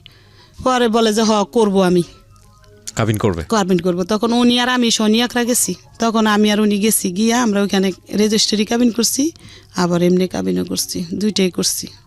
এটা কি উনি নিয়ে গেছে আপনাকে সেই অফিসে, নাকি আপনি নিয়ে গেছেন? আমি নিয়ে গেছি। আচ্ছা, তাহলে 2জনে গেছি রিক্সা দিয়া। আচ্ছা, যা কাবিন করছি, কইরা পরে আমরা কাবিন রাইকা লগ তো দেয় না, 3 মাস পরে দিছে রেজিস্ট্রি কাবিনটা, আর ওই কাবিনটা দিছে আমার 1 সপ্তাহ না 15 দিন পরে। টাকা দিছে আমার হাজবেন্ড 5,000 না কত টাকা নিছে। কাবিনে কি লেখা, মানে কত টাকা দিন? 2 লাখ টাকা কাবিন করছে। আচ্ছা। তখন কাবিন করে বাসায় আইছি, তো বালের সংসার করতেছি। পরে ওইখানে আবার উনি সিটিংবাজি করছে। ওই 2 বছর পরে আসছে যে চাকরি করে, কিন্তু যমুনার ব্রিজের গোড়ায় এখন পোস্তকলা আসছে কয়েকদিনের লাগা, চাইছিল কয়েকদিনের মধ্যে আমারে আবার ভোগ কইরা চলে যাইব। কথা বুঝছেন, মানে মনের ভিত্তি হারামজাদর। তখন ওরা আমি জিজ্ঞাসা করি তুমি এখন কোথায় আছো? আমি উত্তরা র্যাবে আছি। শুনলেন কথা কি সিটিং বাস, উত্তরা র্যাব আছে, ওই কাবিনের ভিতরে র্যাব পরিচয় দিছে। তখন একটু পরে ওনার কাবিন করার শেষে ওনার পকেটেতে আমি আইডেন্টি কার্ড বার করে ফেলাইছি, করে দেখি উনি রংপুর 8 ইঞ্জিনিয়ারে কুস্টিং হয়েছে, অরিন অফিসার র্যাঙ্ক ওনার এখন 2009 অরিন অফিসার হয়েছে। তখন আমি বলি এটা কি করলা? কয় কি আরে আমি ছিলাম তো ওই র্যাবে ছিলাম তো এই কয়দিন। শুনলেন কথা, যা কাবিনে র্যাব দিচ্ছে আমার তো সমস্যা নেই। দেখি 5 মিনিট পর পর আমার বাসায় চলে আসে। কিরে র্যাবের থেকে 5 মিনিট পর পর তো উত্তরা থেকে আমার বাসায় আসা যায় না, আজকে আমি পিস লাগুম ওর সাথে, কই যায় ও দেখবো। তখন উনি বাইরে গেছে ঘরের থেকে, আমি ওনার পিছে পিছে যাই, দেখি উনি পোস্তাওয়ালা ক্যান্টনমেন্ট ঢুকছে। তো 1 দিন 2 দিন 3 দিন ঢুকছে, 4 দিনে দিয়ে আমি গেটে গেছি, যাই বলি যে এই লোকটারে চিনেন? আমার কাছে ছবি আছে, ছবি দেখাইছি। লোকটা কয় কিন্তু অরিন অফিসার খুরশেদ, কি হন আপনি? আমি কি আমার হাজবেন্ড? বলে যে আপনার হাজবেন্ড? আপনার বাচ্চা করে? আমি বলি যে আমার 1 মেয়ে। মানে ওনার তো এক মেয়ে আমার, এই যে দেখাইছি ছোট মেয়েটা। বলে যে ও খারো ডাইকে আইনা দিতেছি। তখন ডাইকে আইনা দিছে, ও আমার রাস্তায় আইনা বাসায় নিয়ে আসছে। আইসা উনি অন্ত জিদ দিয়ে ফাইটা যাইতেছে, গেটে চলে গেছে, এ তো ডেয়ারিং হয়ে যাবো আস্তে আস্তে আস্তে করে। সইরা গেছে গা রংপুর গেছেন 3-4 দিন ধরে আমার সাথে আর যোগাযোগ নাই, ফোনও দেয় না, ফোন অফ। আমি এলাকা গেটে গেছি চালাই করে, যাই বলি যে আমার হাজবেন্ড এখানে তো চাকরি করতো, এখন উনি কোথায়? উনি তো কুস্টিং হয়েছে, আপনার বলেনি? আমি বলি না আমার, হ্যাঁ ওইখানে কোথায় এরম জায়গায়। ওরা আমার ঠিকানা লিখে দিছে। আমি ওরে ছোট নিয়ে চলে গেছি এর গাড়িতে, রাইতের গাড়িতে গিয়ে সকালে নামছি, নাইমা আমার হাজবেন্ডে বার করে নিচ্ছি, নিয়ে ওইখানে এসএম স্যারের কাছে বিচার দিছি যে আমি আমার হাজবেন্ডের লগে থাকবো। সব বলছি, বলি যে হাজবেন্ডের লগে থাকবো। তো আচ্ছা থাকলে আপনার হাজবেন্ড ঘর নিলে আপনি থাকবেন। ওই এর আগে আরেকটা ঘটনা হয়েছে, 2009 সালে বাস্ট হয়েছে যে ওর 2টা বাচ্চা আছে। কেমনে পাইছি জানেন? একটা সিটি পাইছি, ওর মেয়ে সিটি লেখছে বাবার কাছে। 2 মাস ধরে বাবা বাড়িতে যায় না, তার দাদির কাপড় নাই, তার স্কুলের জুতা নাই।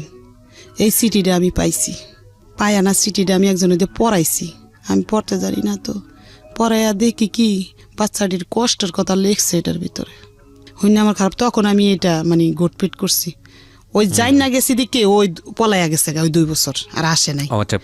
পলানের আগে এই ঘটনা বললা গেছি, পলানের আগে পলাই গেছে ওই যাই না গেছি। আপনি যখন বললেন আর্মিতে গিয়ে এই ঘটনাগুলো, তারপরে কি হলো? তারপর যাই না গেছি দেখে ও পলাইছে।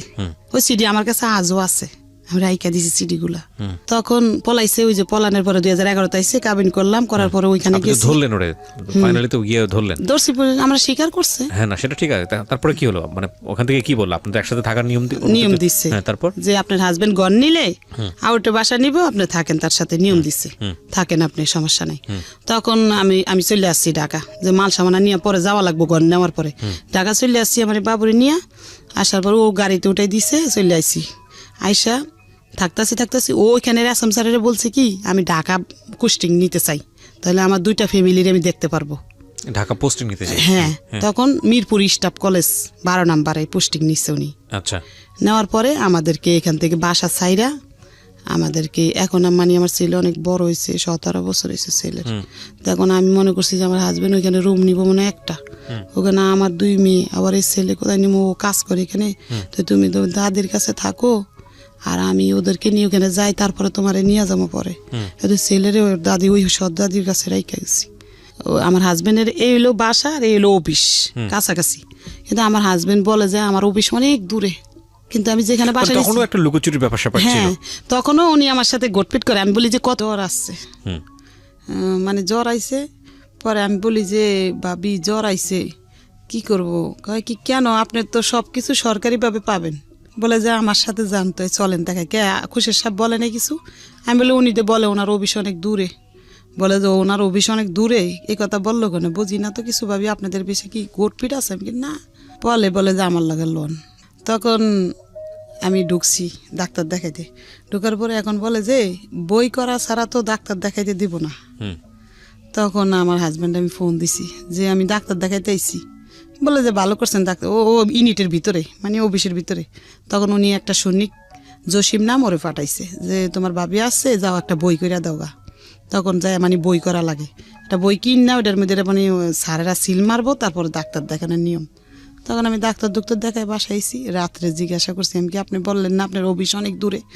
বললে যে আসে আর বলে যে চিন্না লাইছেন, তো চিনছেন, ভালো করছেন। পরে এরকম করে সংসার করতেছি, বালি হঠাৎ কইরা উনি না একটা মেয়ে ওনারে ফোন দেয়, না ধরার গতিকে আমি শূন্য ফেলাইছি। মেয়েটা ওনারে বলতেছে, দাদু আপনি ফোন ধরেন না কি লেগা? উনি করছে কি কাইটা দিছে। আমি শুনছি দেখা আমার উঠছে জিদ উঠছে, ওনার মোবাইল কাইটা নিছি, নিয়ে ওনার নাম্বার টিপা বার করছি। ওনার ওয়াইফের নাম আসমা। বার করে আমি ওই নাম্বারে ফোন দিছি। আমি জানি ওর বোন নাম কি, সব জানি না গেছি।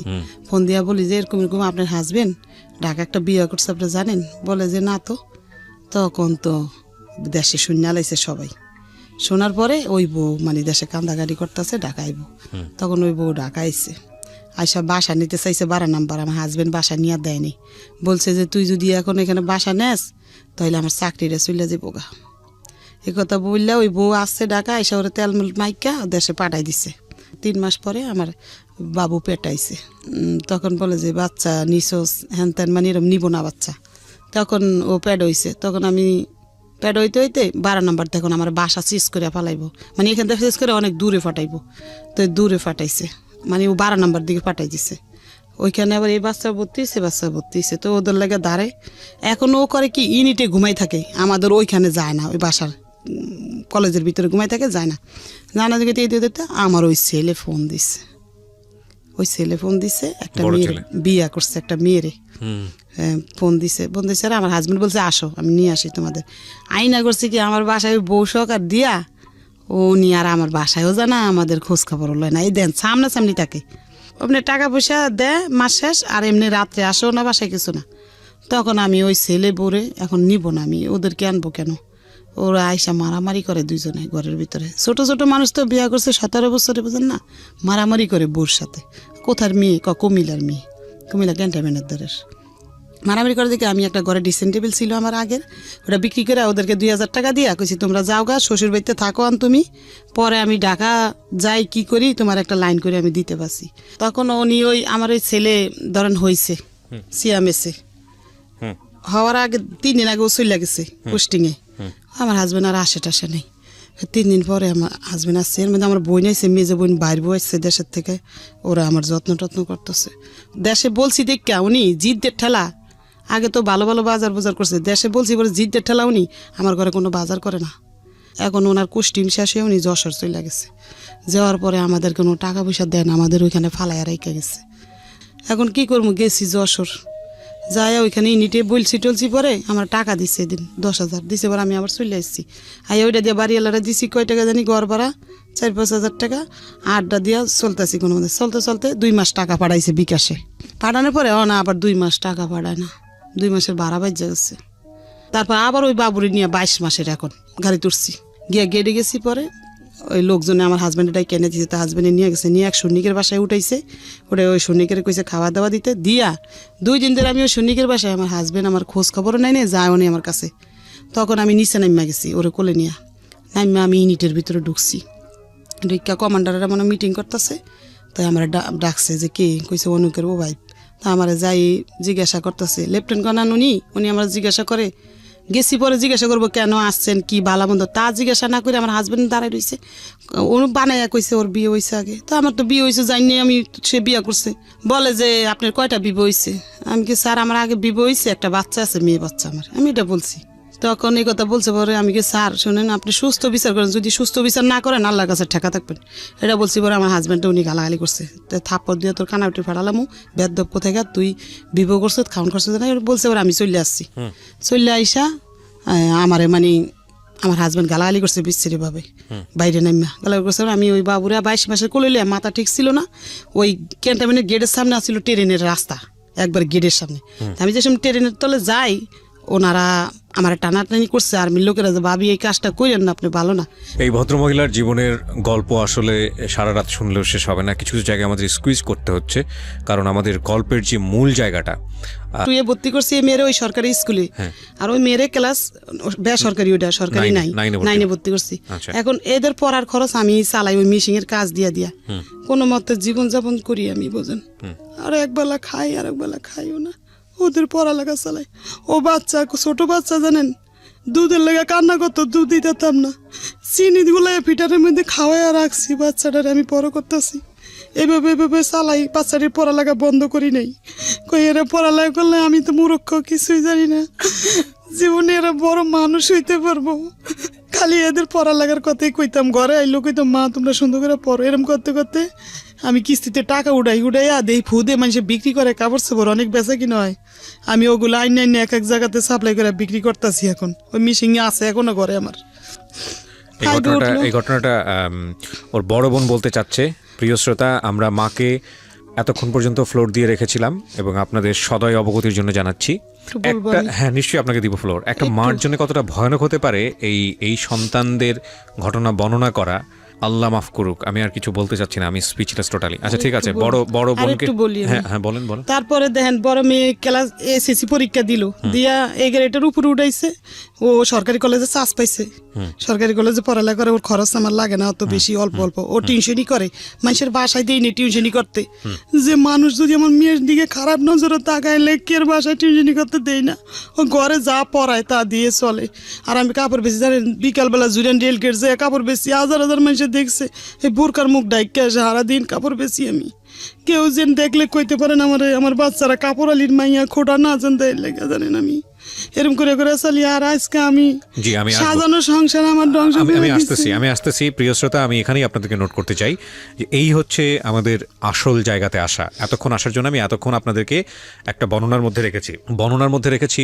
এই কথাটা এই কারণেই বলছি, পত্রপত্রিকায়, টেলিভিশনে বা অন্য কোথাও গণমাধ্যমে যে এই রেপের ঘটনাটা আসে, এটা শুধু আপনি রেপটাই জানেন, কিন্তু রেপ হলে একটা ফ্যামিলির কি হয়, যাকে রেপ করা হচ্ছে সে সন্তানটি কত কষ্ট করে বড় হয়, তার যে একটা ব্যাকগ্রাউন্ড থাকে, একটা অতীত থাকে, তাকে নিয়ে স্বপ্ন থাকে, তার জন্য বাবা মা কত পরিশ্রম করছে। এই রেপটা শুধু শারীরিকভাবে তাকে ক্ষতি করা না, পুরো ফ্যামিলিটাকেই যে রেপ করা হয় এবং এই রেপ পুরো জীবনটাকে যে রেপ করা হয়, শেষ করে দেওয়া হয়, সেই ঘটনার ফিলিংসের জায়গাটাতে আজকে আপনাদেরকে আমি নিয়ে যেতে চাই, যে কারণে এতক্ষণ ধরে ব্যাকগ্রাউন্ডে ছিলাম। আশা করছি শেষ পর্যন্ত শুনবেন। বড় বোনকে আমি ফ্লোর দিচ্ছি। আমি ওদের কারোর নাম আজকে রিভিল করিনি, ফেসবুকে আসলে আপনারা দেখতে পাবেন লাইভ, যেভাবে দেখানো সম্ভব আমি সেভাবেই দেখাচ্ছি আপনাদেরকে। ওকে, সো তুমি বলো কি হয়েছে ক্লাস 5 যখন পড়ছিল? যখন আমার বোন ক্লাস 4 পড়তো, 4 রাইট, দোলাইপাড় সরকারি প্রাথমিক বিদ্যালয়। আচ্ছা, তোমার স্কুলের টিচাররা তো সবাই ইনফর্ম এই ঘটনার প্রেক্ষাপটে? ওকে ঠিক আছে, বলো। তখন ওই 4 এর ক্লাসে ফেব্রুয়ারি মাসের 20 তারিখে ওর ক্লাসমেট একটা নতুন মেয়ে ভর্তি হয়। ওরা আসে কদমতলী থানা থেকে, শ্যামপুর থানায়। তো আসে, ওর সাথে ভর্তি হয়, ওর সাথে বন্ধুত্ব হয়। আচ্ছা, আমাদের বাড়ির সামনেই, স্কুলের সামনেই। তখন ওর সাথে বন্ধুত্ব হয়, মেয়েটা আমাদের বাড়িতে আসে। তখন মানে জানতে পারলাম যে মেয়েটার মা ডাক্তার, একটা সাইনবোর্ড লাগানো আছে বাড়ির মধ্যে, উনি শিশু এবং গাইনি ডাক্তার। উনি ঘরের মধ্যেই রুগী দেখে। ওনার বাড়ি নোয়াখালী, লক্ষ্মীপুরে। তখন উনি মানে ওনার সাথে, ওনার মেয়ে দেখলাম ভালো, উনিও দেখলাম ভালো, তো মিশতে দিলাম আমরা ওই মেয়েটার সাথে। তারপরে উনি আমাকে একদিন একটা প্রস্তাব দিল, ওই তাসনিম, মেয়েটার নাম তাসনিম, আর ওর মার নাম হলো খন্দকার জান্নাতুল ফেরদৌস। ওই খন্দকার জান্নাতুল ফেরদৌস আমাকে একটা প্রস্তাব দিল ওনার মেয়েকে পড়ানোর জন্য। ক্লাস 4 যখন শেষ পর্যায়ে, শেষ দিকে, তখন আমি রাজি হলাম যে আমার বাড়ির সামনেই তো পড়াই আমি। তো ওনার মেয়েকে আমি 3 মাস পড়িয়েছি।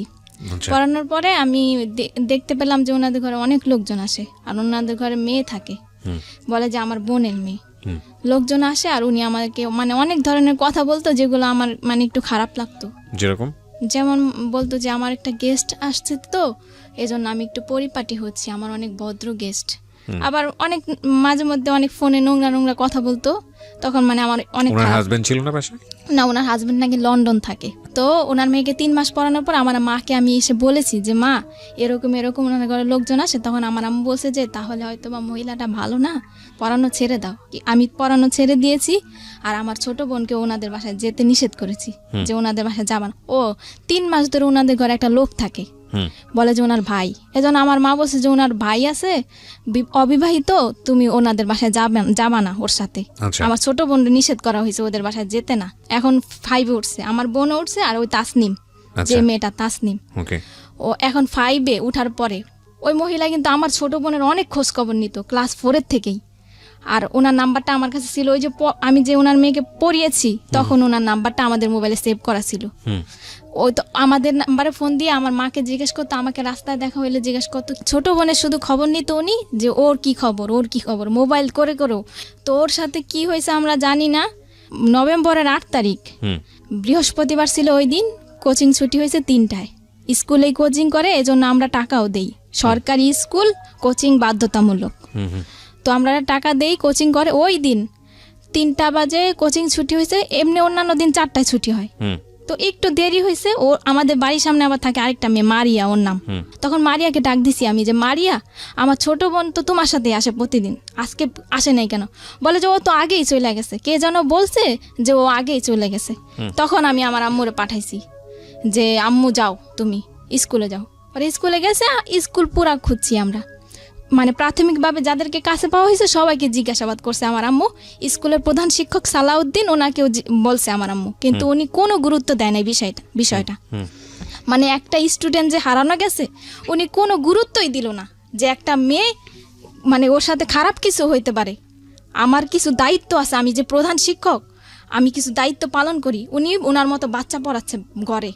তখন স্কুলে, ওই স্কুলের আরেকটা ম্যাডাম, ইংরেজি ম্যাডাম জাকিয়া ম্যাডাম, ওনার কাছে আমার বোন ক্লাস 4-এ থাকতে পড়েছিল। ওই ম্যাডামটা একটা ছেলে পারে, ওই ছেলের নাম হলো আসিফ। ওই ছেলেটা ওদের ক্লাসমেট। ওই ছেলেটা আমাদের বাসায় আসে, আসার পরে বলে যে আন্টি চলেন এই ওই পারে যাব সুমাইয়াদের বাড়িতে, সুমাইয়া জানে মানে আপনার মেয়ে, ছোট মেয়ে কোথায় আছে। তখন আমার আম্মু বলে, সুমাইয়া হলো ওর ক্লাসমেট।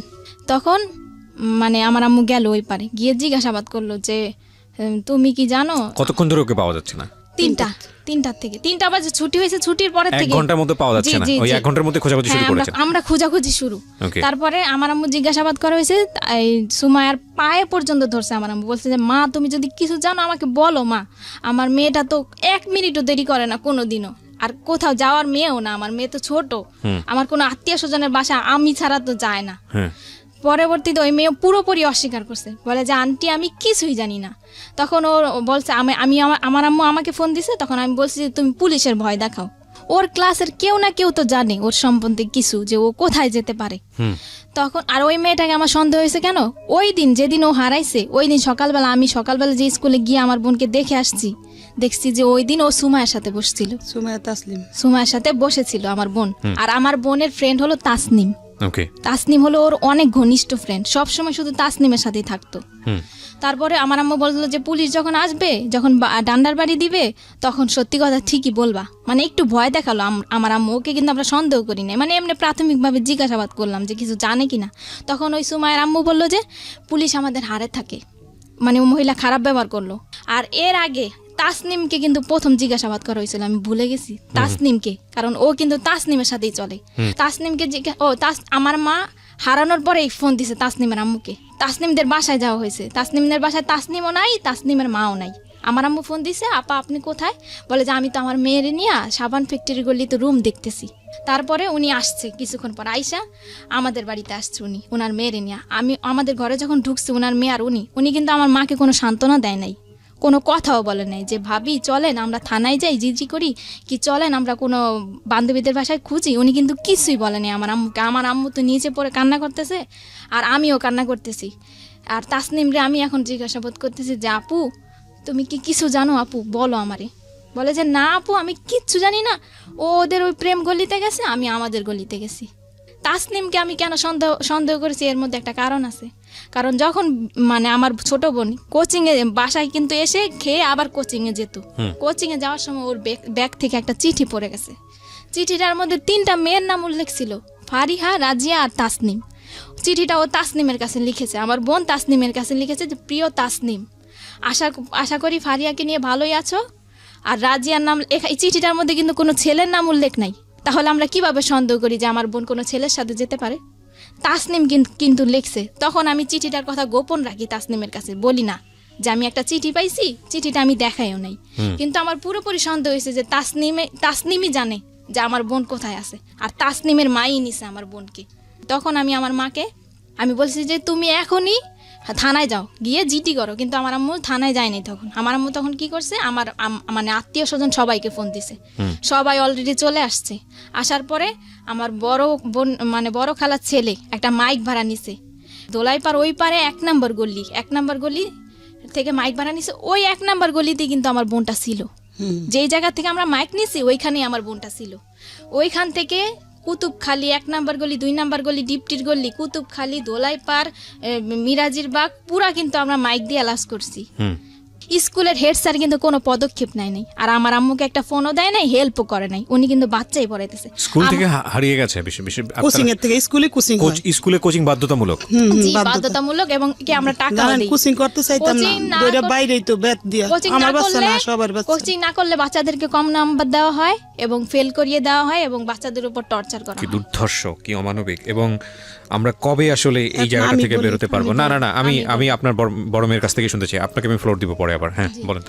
তারপরে আমার আম্মু গেল হেড স্যারের বাড়িতে। আবার হেড স্যারের বাড়িতে যাওয়ার পরে আমার আম্মু হেড স্যারের সাথে কথা বলতে চাইলো। হেড স্যারের দেখে যে বাচ্চা পড়াচ্ছে, তখন ওই মরিয়ম নামে একটা মেয়ে, ওই মেয়েটাকে আমার মা নিতে চাইলো যে মরিয়ম তুমি আমার সাথে আসো, তুমি তো চিনো তোমাদের ক্লাসের কারো না কারো বাড়ি, আমি যাব তোমাকে নিয়ে। স্যার কিন্তু ওই মেয়েটাকে দিতে রাজি হয় নাই, যে না ও যেতে পারবে না, ও পড়ছে। তখন তাসনিমের মা উনি হেড স্যারের সাথে দরজা লাগায় কি যেন বলতেছে। আমার আম্মু কিন্তু দরজা ফাঁক দিয়ে দেখছে, কিন্তু তখনও কিন্তু আমরা জানি না যে স্কুলের প্রধান শিক্ষকও জড়িত, উনিও জানে, এমনকি ওই মহিলার কাছেই তো আমার বোনটা, কিন্তু আমরা তো আর জানি না যে ওনার কাছেই আছে। তখন আমার আম্মু এসে বললো যে এরকম এরকম হেড স্যার আর তাসনিমের মা কথা বললো, আমাকে কোনো গুরুত্ব দিল না, আর আমি একটা বাচ্চা নিতে চাইলাম, আমাকে তাও দেওয়া হলো না। হেড স্যার বলে যে দেখেন কোনো বান্ধবীর বাড়িতে গেছে কিনা, এটা বলছে হেড স্যার, আর কোনো গুরুত্ব দেয় না যে চলেন আমি যাই আপনাকে নিয়ে থানায়, কি আমি প্রত্যেকটা গার্জিয়ানের নাম্বারে ফোন দেই, কি আপনাকে একটা বাচ্চা দেই, আপনি যান খোঁজ করেন, কি প্রত্যেকটা গার্জিয়ান আমি ডাকাই, বাচ্চাগুলোকে আমি ডাকাই, কোনো পদক্ষেপ নেয় নাই উনি।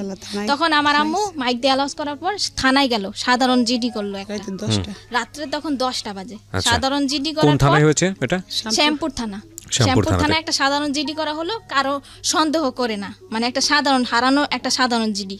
যে আমাদের যে জিডির যে মামলার আজম, এসআই আজম, ওনাকে আমার আম্মু নিয়ে আসলো গাড়ি নিয়ে। আমার মেজো খালা আমার মা গাড়িতে নিয়ে আসলো। আমার আম্মু সন্দেহ করলো, আমি বললাম যে আমি ওই মহিলাকে সন্দেহ করছি, যে ওই মহিলার মেয়ের সাথেই চলে, ওই মহিলাই জানে, ওই মহিলার মেয়েই জানে। যদি ওনারাও না নেয় তাহলে ওনারা জানে যে ও কোথায় আছে, কোথায় গেছে। তখন ওই মহিলাকে সন্দেহ করে আমি আমার মাকে পাঠালাম, রাত্রে 2টা বাজে গাড়ি নামায় নিয়ে আসছে, মহিলার বাসায় গেছে পুলিশ নিয়ে। তারপরে ওনার মেয়েকে মানে আমরা পুলিশ নিয়ে চাপ দিলাম, আর ওই খন্দকার জান্নাতুল ফেরদাউসকে চাপ দিলাম আমরা। তখন ওই মহিলা কিন্তু স্বীকার করেনি, আর মহিলার মেয়েও স্বীকার করেনি। তখন ওনার মেয়েকে আমরা মানে সন্দেহ করলাম ওনার বোনকে। ওনার বোন আবার থাকে পান্থপথ, ওই দোলাইপাড়াই পান্থপথ একটা মানে একটা স্থানের নাম, ওই স্থানে থাকে আর কি। তো ওইখানে ওনার মেয়েকে মানে আমরা চাইলাম যে তোমার খালার বাসায় হয়তো বা থাকতে পারে। তখন ওনার মেয়েটাকে কিন্তু উনি একাই দিয়ে দিল। উনি কিন্তু কোনো আপত্তিকর মানে কথা বললো না যে না আমার মেয়েকে দিব না, আমি এত রাত্রে এতগুলা পুলিশের সাথে আমি কিন্তু দিব না আমার মেয়েকে। উনি কিন্তু ওনার মেয়েকে দিয়ে দিল আমার মার সাথে। আর আমার মা ওনার মেয়েকে নিয়ে এই রাত্রে 2টা বাজে ওর খালার বাসায় গেল। খালার বাসায় আর ওই গাড়ির মধ্যে ওনার মেয়েকে আমার মা কোলের মধ্যে রাখলো এবং বললো যে মা বলো, মা যদি তুমি কিছু জানো তাহলে বলো। কিন্তু ওনার মেয়ে কিন্তু কিছুই বললো না, যে না আন্টি আমি কিছুই জানি না। তখন ওর খালার বাসায় খোঁজা হলো, নেই, ওই বাসায়ও নেই। তখন ওই মহিলা আমার মাকে বললো, যখন ওনার মেয়েটাকে ফেরত দেওয়া হলো খুঁজে আসার পর, তখন মহিলা আমার মাকে বললো যে কাজটা কিন্তু আপনি ঠিক করেন নাই, মানে আমার বাসায় যে পুলিশ নিয়ে আসছেন কাজটা কিন্তু ঠিক করেন নাই আপনি। তখন আমার মা বললো যে আমি পুলিশ নিয়ে আসছি, একটু পর আমি র্যাব নিয়ে আসবো, মানে আপনার কাছেই আমার মেয়ে আছে, আপনিই জানেন। আমার মার তখন মাথা ঠিক ছিল না বলছে, আর মেয়েটা কিন্তু ওনার কাছেই ছিল। কিভাবে উদ্ধার হলো তারপরে আমার মা চলে আসলো বাড়িতে। পরের দিন সকালবেলা শুক্রবার আমার আম্মু কিন্তু শুক্রবারে র্যাবের অফিসে গেল 2বার। এর মধ্যে আমার ছোট খালা মানে মিডিয়ার লোকদের খবর দিল, 71 চ্যানেলের একজন রিপোর্টার, আর টুটুল উনি বিজয় টিভির, আর দৈনিক দিন প্রতিদিনের পত্রিকার একজন, এই 3 জন আর কি আমাদের পাশে এসে দাঁড়ালো আর কি, সান্ত্বনা দিল আমার মাকে যে আপা কান্নাকাটি করেন না, আপনার মেয়েকে পাবেন।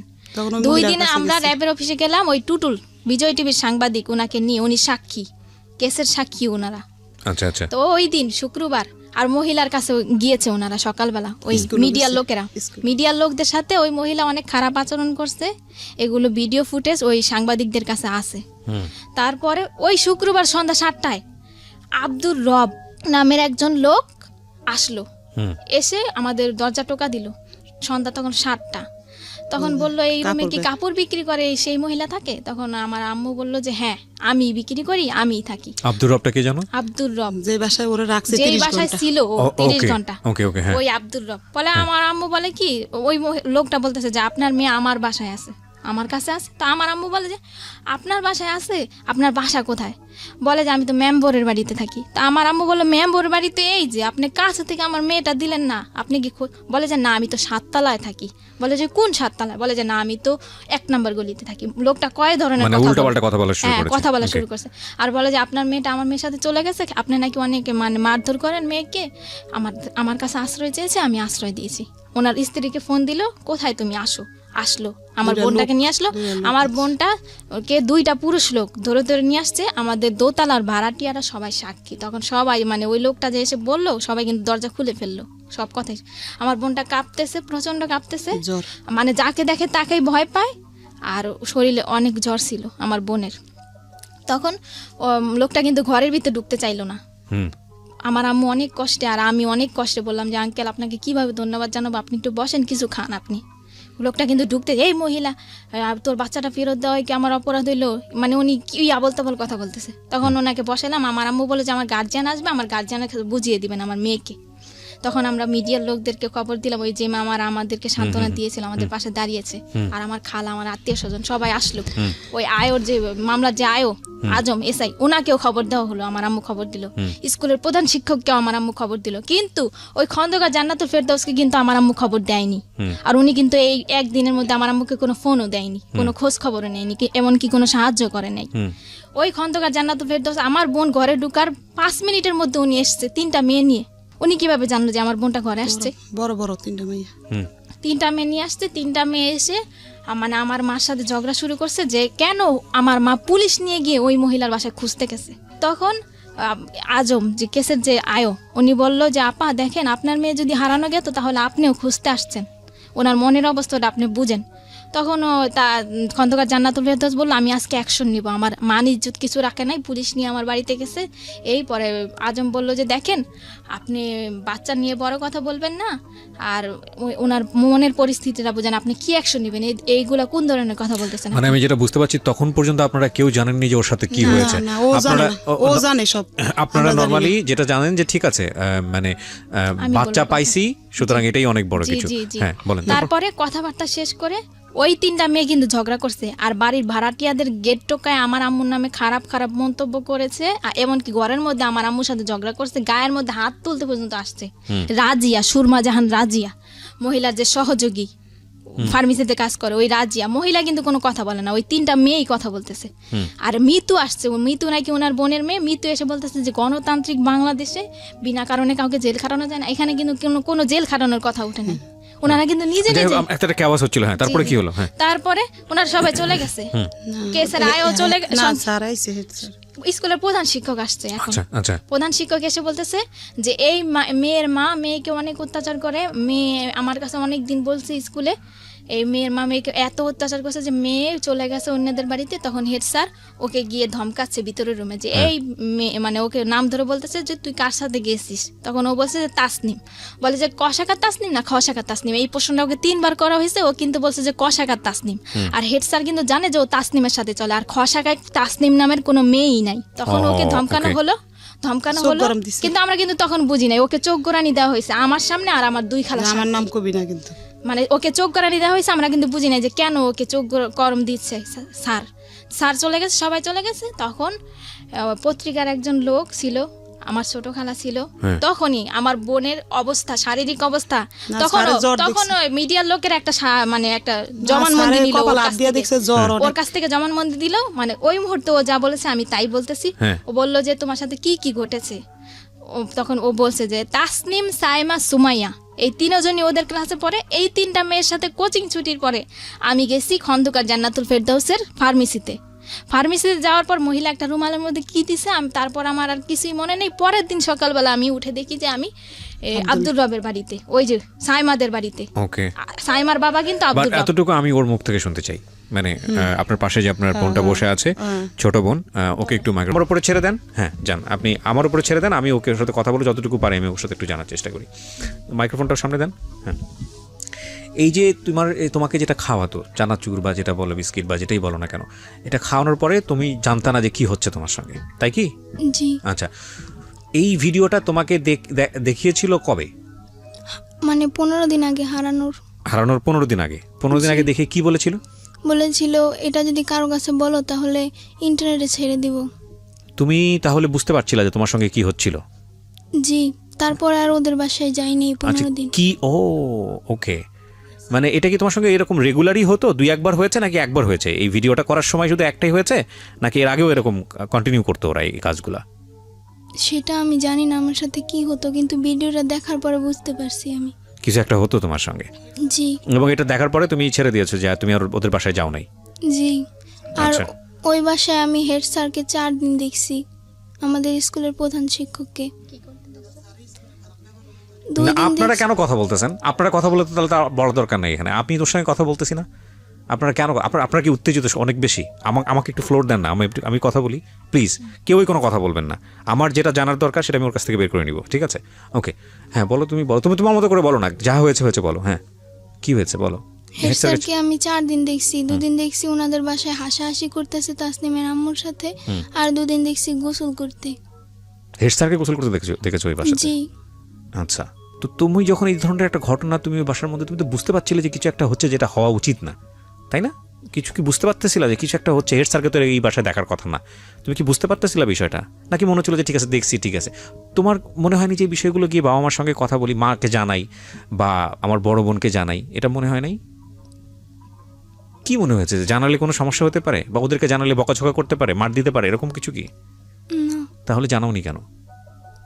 আমি মানে কি আমার অনেক চাপ ছিল। কি ধরনের চাপ বলো তো? তোমার মা যদি তোমাকে বকাঝকা করে এটা বলতে কোনো সমস্যা নাই, পৃথিবীর সব মাই তার বাচ্চাদেরকে শাসন করে, টেনশন করার কোনো কারণ নাই, ঠিক আছে? তুমি আমাকে দিল খুলে বলো, হ্যাঁ মন খুলে বলো, কি হয়েছে তোমার সঙ্গে, কিসের চাপ ছিল? আমি সকালে 9টার দিকে স্কুলে যেতাম, স্কুলে ক্লাস করে 2টা বাজে ছুটি দিত। জি। ছুটি দেওয়ার পর বাসে যেতাম খাবার খেয়ে, তারপরে 3টা বাজে আসতাম, 4টা বাজে ছুটি দিত কোচিংয়ে। আচ্ছা, তারপর আবার হেড স্যার একজন শিক্ষক টিচার খুঁজে দিছে, হ্যাঁ, তার কাছে পড়তাম 7টা থেকে 8টা পর্যন্ত 1 ঘন্টা। আচ্ছা, তারপর আবার বাসায় পড়তাম, কোনো বলার সুযোগ ছিল না। আচ্ছা। আর এছাড়া আমি আমার মাকে বলছিলাম যে আমার পেটে নিচে প্রচুর ব্যথা করে, আমার আম্মু বলে যে গ্যাস্ট্রিকের ব্যথা, এই কারণে। তার মানে তোমার সঙ্গে যখন এই ঘটনাগুলো ঘটতেছিল, যখন তুমি বুঝো না বিষয়টা, তখন তুমি বাসায় বলেছো যে তোমার এটা ব্যথা করে, কিন্তু তোমার মা এই জিনিসটাকে বেশি আমলে নেয়নি, তাই কি? জি। আচ্ছা, তারপর কি হলো? ঠিক আছে, গ্যাস্ট্রিকের ব্যথা, কোনো ট্যাবলেট দিয়েছিল? হ্যাঁ, গ্যাস্ট্রিকের ট্যাবলেট দিয়েছিল, বলেছিল এটা খেলে হয়তো তোমার ব্যথা সেরে যাবে। আচ্ছা। তারপরেও ব্যথা সারেনি, প্রচুর ব্যথা করতো। তুমি কি কখনো এরকম কোনো কিছু দেখেছো? মানে আমি তোমাকে এই জিনিসটা জিজ্ঞেস করছি যেটা আমার জায়গা থেকে 100% ক্লিয়ার হওয়ার জন্য, কারণ আমি জানি এরপরে তোমাকে পুলিশে জেরাতে নেওয়া হয়েছে, সেখানেও অভিজ্ঞতা ভালো না তোমাদের, আমি গল্পটা জানি, যে কারণে আমি একটু আমার জায়গা থেকে একটু বিষয়টা ক্লিয়ার করতে চাই। তুমি কি কখনো এমন কোনো বিষয় দেখেছো তোমার শারীরিকভাবে যেটা তোমার কাছে খুব অস্বাভাবিক মনে হয়েছে, ভয়ঙ্কর মনে হয়েছে? এরকম কোনো বিষয় কি তুমি দেখেছো কখনো? নিজে থেকে অবজার্ভ করেছো কখনো? না। এরকম কোনো কিছু অবজার্ভ করনি। এখানে একটা নোটিস করার মতো বিষয় আছে প্রিয় শ্রোতা, সেটা হলো যে যাকে ওনারা অ্যাকিউজ করছেন, আমি কিন্তু আবারও বলেছি, অনুষ্ঠানের শুরুতেই বলেছি, এটা এখন পর্যন্ত প্রমাণিত না, যাকে ওনারা অ্যাকিউজ করেছেন তিনি একজন ডক্টর ছিলেন, তথাকথিত ডক্টর, যেটাই বলি না কেন, কোনো পত্রিকার রিপোর্টে এসছে উনি একজন ভুয়া ডাক্তার, তো উনি একজন ফার্মাসিস্ট ছিলেন, যাই থাকুক না কেন। সুতরাং এই ধরনের বিষয়গুলো সম্পর্কে ওনার মোটামুটি একটা ভালো দখল ছিল। তো তোমাকে ভিডিও দেখানোর ভয় দেখাচ্ছে 15 দিন আগে, এই ভয়টা ওরা কেন দেখিয়েছে সেটা আমি জানি না। না, কিন্তু তোমাকে ভয় দেখালে তো কোনো একটা কারণে দেখাতে হবে। আগে তুমি ওদের বাধ্য ছিল না বা কিছু? তোমার বড় বোনের বোধহয় বলতে যাচ্ছে, কিসের কারণে ভয়? মানে ভিডিওটা কেন দেখাইছে যে ওই তাসনিমকে প্রশ্ন করছে যে তোমাদের বাড়ি খাবার খেলে আমার কেন এমন লাগে, হ্যাঁ, তখন কিন্তু ও বলছে যে তোমাদের বাসা আমি আর যাব না। আচ্ছা, এই না বলছে যে যাবে না, এজন্য ওকে ফার্মেসিতে ডেকে নিয়ে ভিডিওটা দেখাইছে আর বলছে যে তুমি আমাদের কথা শুনতে বাধ্য। ও, তার মানে বিষয়টা হচ্ছে এরকম যে ও যদি বাসায় না যায় তাহলে আলটিমেটলি এই ভিডিওটা পাবলিশ করে দেবে বা এরকম কিছু একটা করেছে। আর যদি তোমার পরিবারের কারো কাছে বলো তাহলে তোমাকে টুকরা টুকরা করে পাচার করবে, এটা ওর কাছ থেকে জেনেছি আমরা, ওকে পাওয়ার পরে। আচ্ছা, এর আগে কিন্তু আমাদের বলে নাই। তার মানে এই জিনিসটা খুব প্ল্যান ছিল আপনাদের কথা অনুযায়ী, এবং এটা অনেক দিন ধরে ওর সঙ্গে হয়েছে। সো নোটিশ করেছে আপনাদের বাসাতে যে আমার তলপেটে ব্যথা করছে, যেটা খুব স্বাভাবিকভাবে আমি বলতাম যে তুমি হাত ধো না, আর তুমি পানি খাও না, এজন্য তোমার পেটে ব্যথা কম করে। খাইতো। আর প্রচন্ড পেটে ব্যথা কান্না করতো। আজকে খেয়াল রাখেন এই সেন্টেন্সগুলা, এই বিষয়গুলা। প্রিয় শ্রোতা, আমি বারবার আপনাদেরকে বলছি যে আমি বহুবার রেডিওতে বহুবার এই জিনিসগুলো খুব ডেডলি, খুব সাহসের সঙ্গে উপস্থাপন করেছি। আমি জানি না বাংলাদেশে কোনো গণমাধ্যমে এতটা মানে ডেডলি কোনো সোশ্যাল ইস্যু, কোনো ফ্যামিলি ইস্যু কখনো আসে কিনা।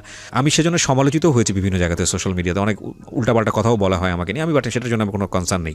বাট আমি আপনাদেরকে বলি যে শিশু যৌন নির্যাতন বা সেক্সুয়াল অ্যাবিউজ, এটার যে মানে রেট কতটা ভয়াবহ সারা দুনিয়াতে, বাংলাদেশে তো অবশ্যই। কোনো শিশু যদি কোনো পার্টিকুলার বিষয় নিয়ে কোনো কথা বলে, শরীরের কোনো একটা পার্টিকুলার বিষয় নিয়ে, সেটাকে এই যে ওনারা যেভাবে মানে উড়িয়ে দিয়েছেন যে ঠিক আছে তুমি হাত ধো না সেজন্য তলপেট ব্যথা করে, তুমি ঠিকমতো খাওয়া দাওয়া করো না, তোমার গ্যাসের প্রবলেম। কিন্তু এই সামান্য ঘটনা, যেটাকে সামান্য মনে করছে, সেটা যে কত অসামান্য এবং কত ভয়ানক রকমের সমস্যা হতে পারে এই সামান্য ব্যথার পেছনে, এটা যদি পরিবার আগে থেকে খেয়াল করতো তাহলে হয়তো এই মেয়েটার জীবনে এরকম দিন হয়তো বা আসতো না। আমি একটু সামনের দিকে আরেকটু আগাতে চাই। তো তুমি বলো, ওকে দেন, ফার্মেসিতে নিয়ে যাওয়ার পরে তোমার কি মনে আছে যতক্ষণ পর্যন্ত তোমার সেন্স ছিল কি করা হয়েছে তোমার সঙ্গে একটু বলো তো? ওই রুমাল ধরা পর্যন্ত কি কথাবার্তা হচ্ছিল তোমার সঙ্গে? একটা হলো তোমাকে ভিডিও দেখালো, ভয় টয় দেখায় তোমাকে ফার্মেসিতে নিল, তো ফার্মেসিতে যাওয়ার পরে তোমার সাথে কি কথাবার্তা হচ্ছিল যতটুকু তোমার মনে আছে সেন্স হারানোর আগ পর্যন্ত? ওকে দেন, ওকে দেন। আমরা 3 বান্ধবী মিলে ফাইজলামি করতেছিলাম। আন্টি কি যেন একটা করতেছিল, রাজিয়া জাহান সুরমা, যে ওদের ফার্মেসিতে কাজ করে মেয়েটা, ওই মেয়েটার সাথে উনি কথা বলতেছিল। 3-4 মিনিট পরে দেখি উনি একটা রুমালের মধ্যে কি যেন দিতেছে। তো আমি জিজ্ঞেস করছি আন্টি কি করেন, তা বলে কি চুপ করো একটুখানি বসো। তারপর আমার নাকের ভিতর ধরার পরে আমার আর কিছু মনে নেই। তোমার এই নাকের ভেতর ধরার পরে যখন তোমার সেন্স ফিরছে, ফার্স্ট মেমোরিটা কি? প্রথম তোমার কি মনে আছে? কি দেখছো তুমি ঘুম থেকে ফেরার পরে? কি মনে আছে? কিছু মনে আছে? হ্যাঁ, কি সেটা? আমি ওখানে আমি যখন নাকি ঘুম থেকে উঠি তখন দেখি সাইমাদের বাসায়। সাইমাটাকে তোমার বান্ধবী? জি। আচ্ছা, হ্যাঁ, সাইমাদের বাসায়। হ্যাঁ, ওখানে ওর বাবাকে দেখছি, ওর আর একটা লোককে দেখছি, আর একটা মেয়েকে দেখছি, হ্যাঁ, আর ওর মাকে দেখছি। হ্যাঁ। তো আমি সাইমাকে জিজ্ঞেস করছি যে আমি এখানে কেন, আমি তো ফার্মেসিতে থাকি। তারপর একজন ডাক্তার আসছে, ডেলিভারি রুগী থেকে ওরে দেখবো, সে নর্মালি দেখবো। দেখার পর আমি বলছি হারাই গেছে, এই কথা বলছি। হারাই গেলের কথা বললে ওই জায়গা করে পরীক্ষা নিরীক্ষা করে যে হারাইয়া গেছে, মানে কোনো সমস্যা হয়েছে কিনা। তখন মহিলা পুলিশ দিচ্ছে একজন আর পুরুষ পুলিশ 2 জন। এই 3 জন আমাদের সাথে এই 11টার থেকে 3টা পর্যন্ত দাঁড়াইছিল। দাঁড়াই থাকার পরে চেক করছে ওরে। আমার বোনও ছিল লগে, আমার ওই সাংবাদিক উনিও ছিল একজন পেপারের। ওইরা উনি বলে যে এই বাচ্চার সাথে তো খারাপ কিছু হয়েছে, একের অভিজ্ঞবার।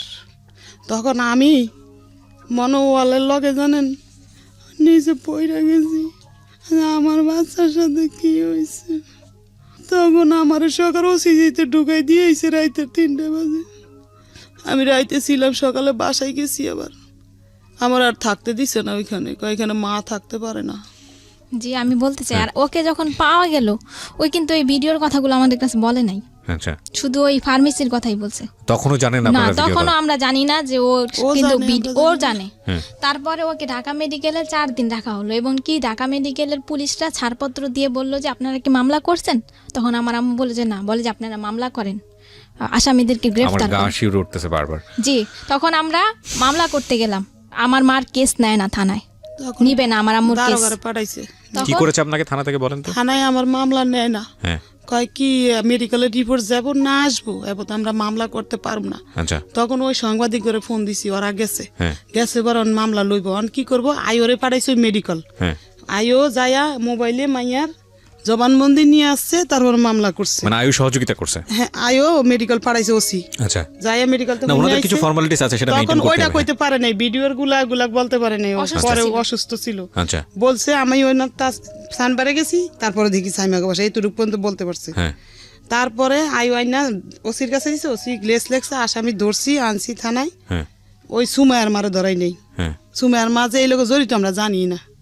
তো আপনি আসামি কাকে মনে করেন? আসামি ওই ডাক্তারের বেডি, তাসলিমের আম্মু ডাক্তার, তার সহকর্মী, ওই যে ভিডিও রেকর্ডিং করছে যে মায়ের, আর যে আব্দুল রবের বাসায় বই আবার ঘটনা হইছে ওর সাথে খারাপ কিছু, আব্দুল রবরে ধরাইছি। আচ্ছা, 3 জন আসামিকে আপনি মামলা ধরে নিয়ে এসে পরে মামলা হয়েছে নাকি? মামলা করার পরে গাড়ি দিছে, নিয়ে আসছে। মামলার এজাহারটা আমার কাছে আছে, আপনারা নিয়ে এসছেন, আমি একটু ফটোকপি আছে আমার কাছে প্রিয় শ্রোতা। আমি খুব কিছু অল্প অংশ আপনাদেরকে একটু একটু শোনাতে চাই। আমার মনে হয় যেটা পত্রিকার রিপোর্টটা কি কবে হয়েছে? মামলা হওয়ার পরে হয়েছে? মামলা হওয়ার পরে হয়েছে। কোর্ট উড়াইছে যেদিন এদিন। আচ্ছা, তাহলে আমি একটা কাজ করি, আমি বরং পত্রিকার রিপোর্টটাই আপনাদের একটু পড়ে শোনাই, তাহলে আপনারা বুঝতে পারবেন যে কি ঘটনা ঘটেছে এবং ঘটতে চলেছে। এটা হচ্ছে একটা স্থানীয় পত্রিকা, আমি যদি ভুল না করে থাকি দৈনিক আলোর জগৎ, আমার আইডিয়া নেই পত্রিকা সম্পর্কে। এটা হচ্ছে 15ই নভেম্বর 2018। এই পত্রিকায় যেটা এসছে, টাইটেলটা ছিল এরকম যে রাজধানীর শ্যামপুরে ধর্ষণ মামলায় ভুয়া ডাক্তার সহ 3 জন গ্রেপ্তার। রাজধানীর শ্যামপুর থানাধীন ধোলাইপাড় সরকারি প্রাথমিক বিদ্যালয়ের 5ম শ্রেণীর এক ছাত্রীকে ধর্ষণের অভিযোগে 3 জনকে আটক করেছে পুলিশ। বাদী সালমা আক্তার 40, যিনি আজকে আমার সঙ্গে স্টুডিওতে আছেন, তিনি জানিয়েছেন গত 8ই নভেম্বর বৃহস্পতিবার আইরিন ব্র্যাকেটে ছদ্মনাম, আপনি আপনার মেয়ের নাম এখানে ব্র্যাকেটে ছদ্মনাম ব্যবহার করেছেন, আমরা নিজেরা নাম উচ্চারণও করিনি আজকে এখানে। স্কুল কোচিং শেষ হয় বিকাল 3টায়, কিন্তু তার মেয়ে বাসায় না ফিরলে সে স্কুলে যায় এবং স্কুল বন্ধ থেকে প্রধান শিক্ষককে ফোন দেন এবং স্কুল সহ পরিচিত লোকজন ও আত্মীয় স্বজনদের কাছে খবর নেন। এক পর্যায়ে এলাকার মাইকিং করলে কোনো খবর না পেয়ে শ্যামপুর থানায় একটি সাধারণ ডায়েরি করেন। তার নম্বর হচ্ছে 341, তারিখ হচ্ছে 8/11/2018। পরদিন শুক্রবার সন্ধ্যা আনুমানিক 7টায় তারা জানতে পারেন তাদের মেয়ে মামলায় অভিযুক্ত আটককৃত আসামি আব্দুর রবের বাসায় আছে। তৎক্ষণাৎ তারা আব্দুর রবের বাসা থেকে অচেতন অবস্থায় তার মেয়ে আইরিনকে উদ্ধার করে তাদের বাসায় নিয়ে আসে। তাদের মেয়েকে পাওয়া গেছে শুনতে পেয়ে স্কুলের প্রধান শিক্ষক, জিডির তদন্ত কর্মকর্তা সাব ইন্সপেক্টর মোহাম্মদ, নামটা এখানে কেন আসেনি, আচ্ছা ঠিক আছে, সাংবাদিকরা উপস্থিত হন। কিন্তু আইরিনের কোনো হুঁশ না থাকায় কি হয়েছিল সেটা জানা যায়নি। এক সময় রাত আনুমানিক 9টায় হুঁশ ফিরলে সে জানায় স্কুল কোচিং শেষে মামলার আটককৃত আসামি খন্দকার জান্নাতুল ফেরদৌসের স্কয়ার হেলথ কেয়ার ফার্মেসিতে গেলে, এই ফার্মাসির নাম কি স্কয়ার হেলথ কেয়ার, আচ্ছা স্কয়ার হেলথ কেয়ার ফার্মাসিতে গেলে তার মুখ অচেতন নাশক ঔষধ মাখায় এবং এরপর তার আর কিছু মনে নেই। পরদিন শুক্রবার কেন সে আব্দুর রবের বাসায় গেল তা সে জানে না। একথা শুনে তার পরিবার রাতে ঢাকা মেডিকেল কলেজ হাসপাতালে ভর্তি করলে মেয়ের শারীরিক অবস্থা খারাপ দেখে ওসিসিতে ভর্তি করা হয়। পরে আইরিনের মা সালমা বেগম রবিবার রাতে শ্যামপুর থানায় একটি মামলা দায়ের করলে গোপন সংবাদের ভিত্তিতে পুলিশ রবিবার রাতে 3 জনকে আটক করে পরদিন সোমবার 5 দিনের রিমান্ড চেয়ে আদালতে সোপর্দ করেন। এরপরেরটুকু আমার সংবাদে আর নাই, কিন্তু এখানে আমি অবশ্যই ধন্যবাদ দিব আইন প্রয়োগকারী সংস্থা, বিশেষ করে পুলিশকে। আমি এটা সত্যি আমি যখন এই ধরনের কোনো অ্যাক্টিভিটিস দেখি আমার খুব ভালো লাগে, আমার খুব গর্ব করতে ইচ্ছে করে। I am really proud because police এই সব জায়গাগুলোতে খুব সেন্সিটিভ। সেটা হচ্ছে যে আমরা জানি যে ওনাদেরকে সোপর্দ করার পরে ওনাদেরকে আবার আদালতে হাজিরও করা হয়েছে জামিনের জন্য, কিন্তু পুলিশ স্বেচ্ছায় যেটা করেছে যে ওনাদেরকে যাতে জামিন না করা হয় সেটার একটা ব্যবস্থা করেছে এবং আমি যতদূর জানি ওনারা এখনও জেলে আছে, আমি যদি ভুল না করে থাকি, ঠিক? সো সেটার লেটারও আমি দেখতে পাচ্ছি এখানে, আপনারা পুলিশ স্বেচ্ছায় এই এটা করেছে। কারণ ওনাদের তো আপনাদের তো উকিল ধরতে হতো, আপনারা কি উকিল ধরেছিলেন? ধরছি, উকিল আছে আমার আছে। তো ঠিক আছে, 3 জনকে ধরে নিয়ে গেল। আমি সময় পেলে আরও কিছু কিছু ডকুমেন্টস আমি আমার শ্রোতা যারা আছেন তাদেরকে পড়ে শোনাবো। হ্যাঁ হ্যাঁ। মামলা করার পরে মানে থানার লোকেরা জিজ্ঞাসাবাদ করলো আমার বোনকে, আমার মাকে। ওসি বলল যে সবে তো মাত্র থাকা শুরু, এখানে আরো কত থাকতে হবে। কে বললো এটা? ওসি, থানার ওসি আমার মাকে বললো। হ্যাঁ। ওসিতে 4 দিন থাকার পরে বাচ্চাকে থানায় নেওয়া হলো। থানায় একটা রাত রাখার পরে পরের দিন সকালবেলা কোর্টে ওঠা হলো ম্যাজিস্ট্রেটের কাছে জবানবন্দি দেওয়ার জন্য। তখন কিন্তু আমার বোন ভিডিওর কথাটা বললো ম্যাজিস্ট্রেটের কাছে জবানবন্দি দেওয়ার আগে। আচ্ছা। আর এর যে 4 দিন যে আমার বোন ঢাকা মেডিকেলে ছিল ওইখানে কিন্তু আমাদের বেশি থাকতে দেওয়া হয় নাই, ওর সাথে কথাও বলতে দেওয়া হয় নাই, আর ও আমাদেরকে বলেও না। আর ঠিক আছে, ওখানে ফর্মালিটিস আছে, তোমার বোন তো বলেছে, তখন কিন্তু বলেছে ভিডিওর কথা। তখন আমরা বলছি যে তুমি তোমার বেশি কথা ওর সাথে বলি না, বলছি তোমার সাথে যা যা অন্যায় হয়েছে, তোমার সাথে যা হয়েছে খারাপ হয়েছে, তোমার সাথে যা যা হয়েছে তুমি সব বলবা। এমনকি প্রধান শিক্ষক স্কুলে মানে কৌশলে ওকে ডেকে নিয়ে শরীরে বিভিন্ন জায়গায় স্পর্শ করতে। তোমাদের কাছে বলেছে? জি বলেছে। আচ্ছা, ওর কাছ থেকে শুনে একটু। এইরকম একটা ঘটনা তুমি কি বলেছো এটা তোমার ফ্যামিলিকে বলেছো যে প্রধান শিক্ষকের বিষয়টা, নাকি ওরা তোমাকে আজকে সাজিয়ে গুছিয়ে এখানে নিয়ে আসছে এই ধরনের কথা বলার জন্য? না, করতো এরকম প্রধান শিক্ষক করতো তোমাকে? জি। তো করতো, তুমি বাসায় এসে কেন বলতে না বলো তো? যেদিন আমি মানে কি বৃহস্পতিবার ছিল যেদিন হারানোর দিন, সেদিন টাচ করেছিল। ওই একদিনই করেছে নাকি বেশ কয়েকদিন করেছে? ওই দিনই শুধু করেছে, ওই হারানোর দিন। মানে ওই ঘটনার পরে তুমি ফার্মেসিতে যাও? ওই ঘটনার পরে আমি বাসায় যাই, বাসায় যে খাবার খেয়ে আবার তারপরে তুমি স্কুলে আসো, এসে কোচিং এর পরে তুমি ফার্মেসিতে যাও, রাইট? কোচিং শেষের পর। জি, আমি আরেকটা কথা বলছি, ওকে জিজ্ঞাসা করেন যে হেড স্যার ওকে কি বলতো তোমাকে? হেড স্যার আমাকে বিভিন্ন খারাপ কথা বলতো। হেড স্যার কোথায় আছে? আমার বাসায়ও চাই। হেড স্যার এখন কোথায় আছে? স্কুলে। ওনার নামে মামলা হয়নি? ওনার নামে মামলা করতে ম্যাজিস্ট্রেটের কাছে চাইছি বলতে পারে নাই, ছোট আর মানুষ থানায় বসিয়ে কইছি বলতে করে পারে নাই নাই। থানায় যেদিন ওই ওর নামে মামলা এই দিনে ওনার নামে মামলা হইতো। এত বড় একটা ঘটনা ঘটে গেল, প্রধান শিক্ষকের ব্যাপারে আপনারা তো আগে থেকেই বিষয়গুলো আপনারা কিছুটা হলেও টাচ করতে পারছিলেন, যদি আপনাদের কথা সত্য হয়ে থাকে। অনেক তাহলে মেয়েরা কইছে তাহলে বলেছে। আপনি মামলাতে শুধুমাত্র 3 জনের নাম কেন দিলেন? প্রধান শিক্ষকের নাম কেন জড়ালেন না? দিতে চাইছি, থানার কেউ লয়নি, সাক্ষী ওই সাংবাদিকেরা লইব না, প্রধান শিক্ষকের নাম লইব না। তারপরে এখন আবার কি করে শুনবেন, এখন আবার মেডিকেলের সার্টিফিকেট বাইরেছে পর আবার আমাদেরকে ডাইকা নিছে থানায়, ওই আজম ডাইকা নিয়ে আমার বড় বোনের সরকার এখন বলে যে ওই মহিলা যে ভিডিও রেকর্ডিং করছে ওগুলা বাদ, আগের দিন ধরবো না, সেদিন রাইতে রেপ করছে কেটা সেটা নাম বলো তুমি। কথা স্যার সেটা বুঝছেন, তো বলতে পারবে না, কারণ বিগত ও তো সেন্সলেস কইতে ছিল। পারে না, অন বলতাছে আগের ঘটনা বাদ, আগের ঘটনার বাদ।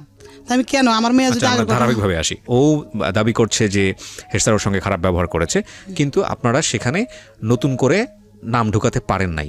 কিন্তু আপনারা কি জানেন, আপনারা যে লয়ারকে ধরছেন সেটা হচ্ছে যে এই মামলার চার্জশিট কি দেওয়া হয়েছে? মামলার না না চার্জশিট দেওয়া হয়নি। ওর লয়ারের নাম্বার আছে আপনার কাছে? আছে। ওকে, লয়ারের সঙ্গে আমরা এখন কথা নতুন বলবো। যে হে আচ্ছা, এই লয়ার আপনার এই বিষয়টা ডিল করছে। ওকে, আমরা লয়ারের সঙ্গে কথা বলছি। প্রিয় শ্রোতা, আপনারা স্ট্যান্ড বাই থাকুন। আমাদের এই লয়ার বিষয়টি নিয়ে কতটুকু ইনভলভ বা আদৌ তিনি আমাদের সঙ্গে কথা বলতে চান কিনা সেটা আমরা একটু আপনাদের সঙ্গে ইনভলভ করাচ্ছি।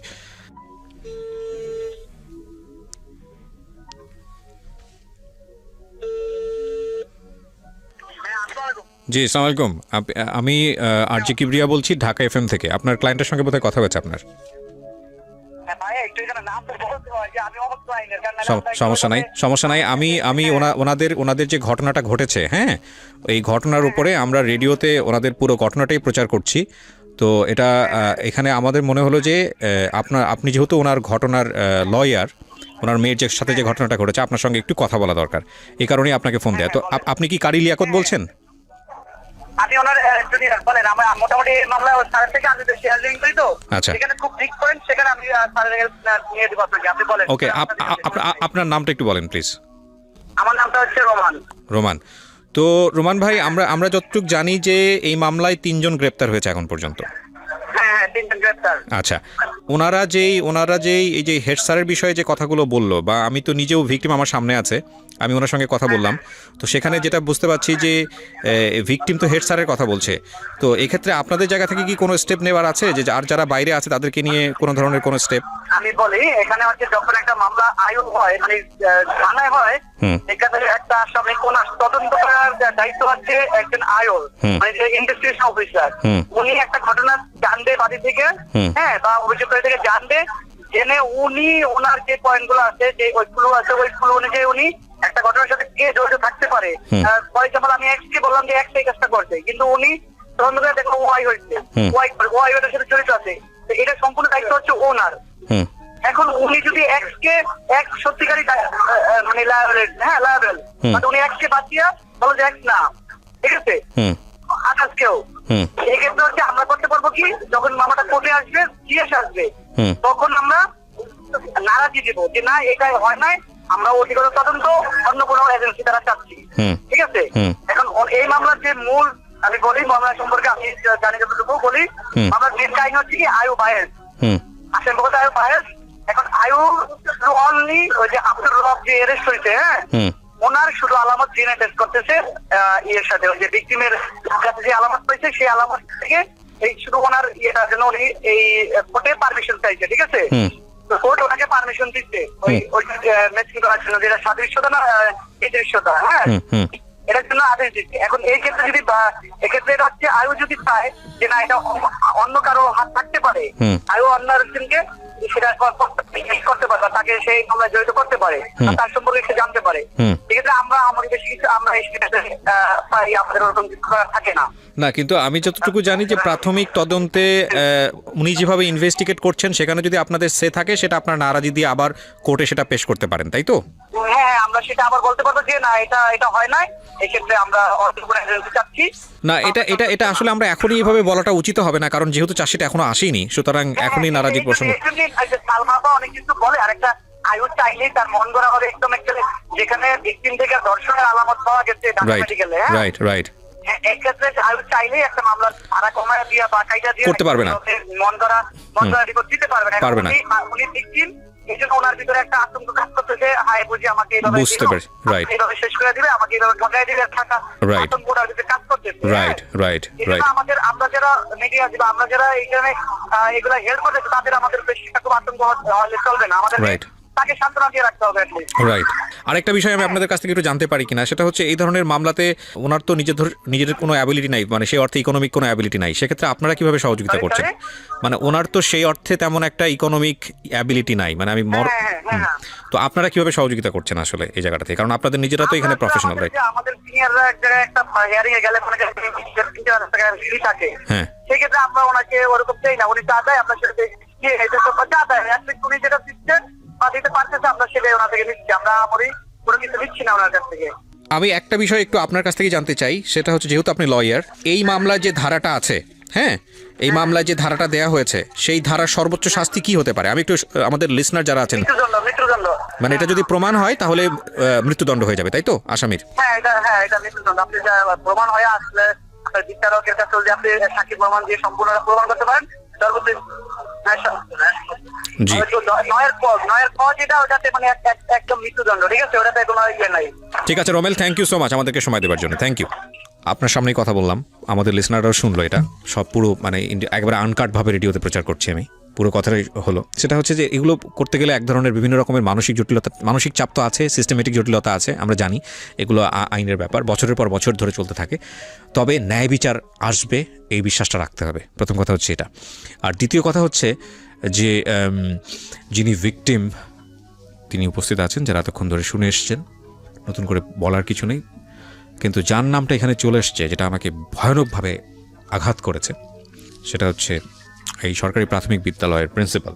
ওনার নাম যেহেতু এসছে, উনি সম্মানিত ব্যক্তি, যেহেতু মামলাতেও নেই এবং এটা প্রমাণও হয় না, যেহেতু ওনার নাম মামলাতে যেহেতু নেই, এখন পর্যন্ত প্রমাণ যেহেতু হয় না, সুতরাং সেই জায়গাটি থেকে আমরা আসলে দাবি করতে পারি না উনি এই ধরনের কাজ করেছে নাকি করেনি, কারণ এটার এখতিয়ার কেবলমাত্র কোর্টেরই আছে। কিন্তু যেহেতু এই ধরনের একটা অনুষ্ঠানে তার নাম এসছে, সুতরাং আমরা এটা নৈতিক দাবি মনে করছি তার সঙ্গে কথা বলার, এবং তিনি যেটাই বলুন না কেন সেটা তার বলার অধিকার আছে। তো সেই জায়গাটা থেকে তিনি আমাকে একেবারেই চেনেন না, আমি ফোন একেবারে আনকাট অবস্থায় তাকে দিচ্ছি, এরপরে দেখা যাক কি ঘটনা ঘটে। কি নাম বললেন? সালাউদ্দিন। ধোলাইপাড় সরকারি প্রাথমিক বিদ্যালয়, আচ্ছা।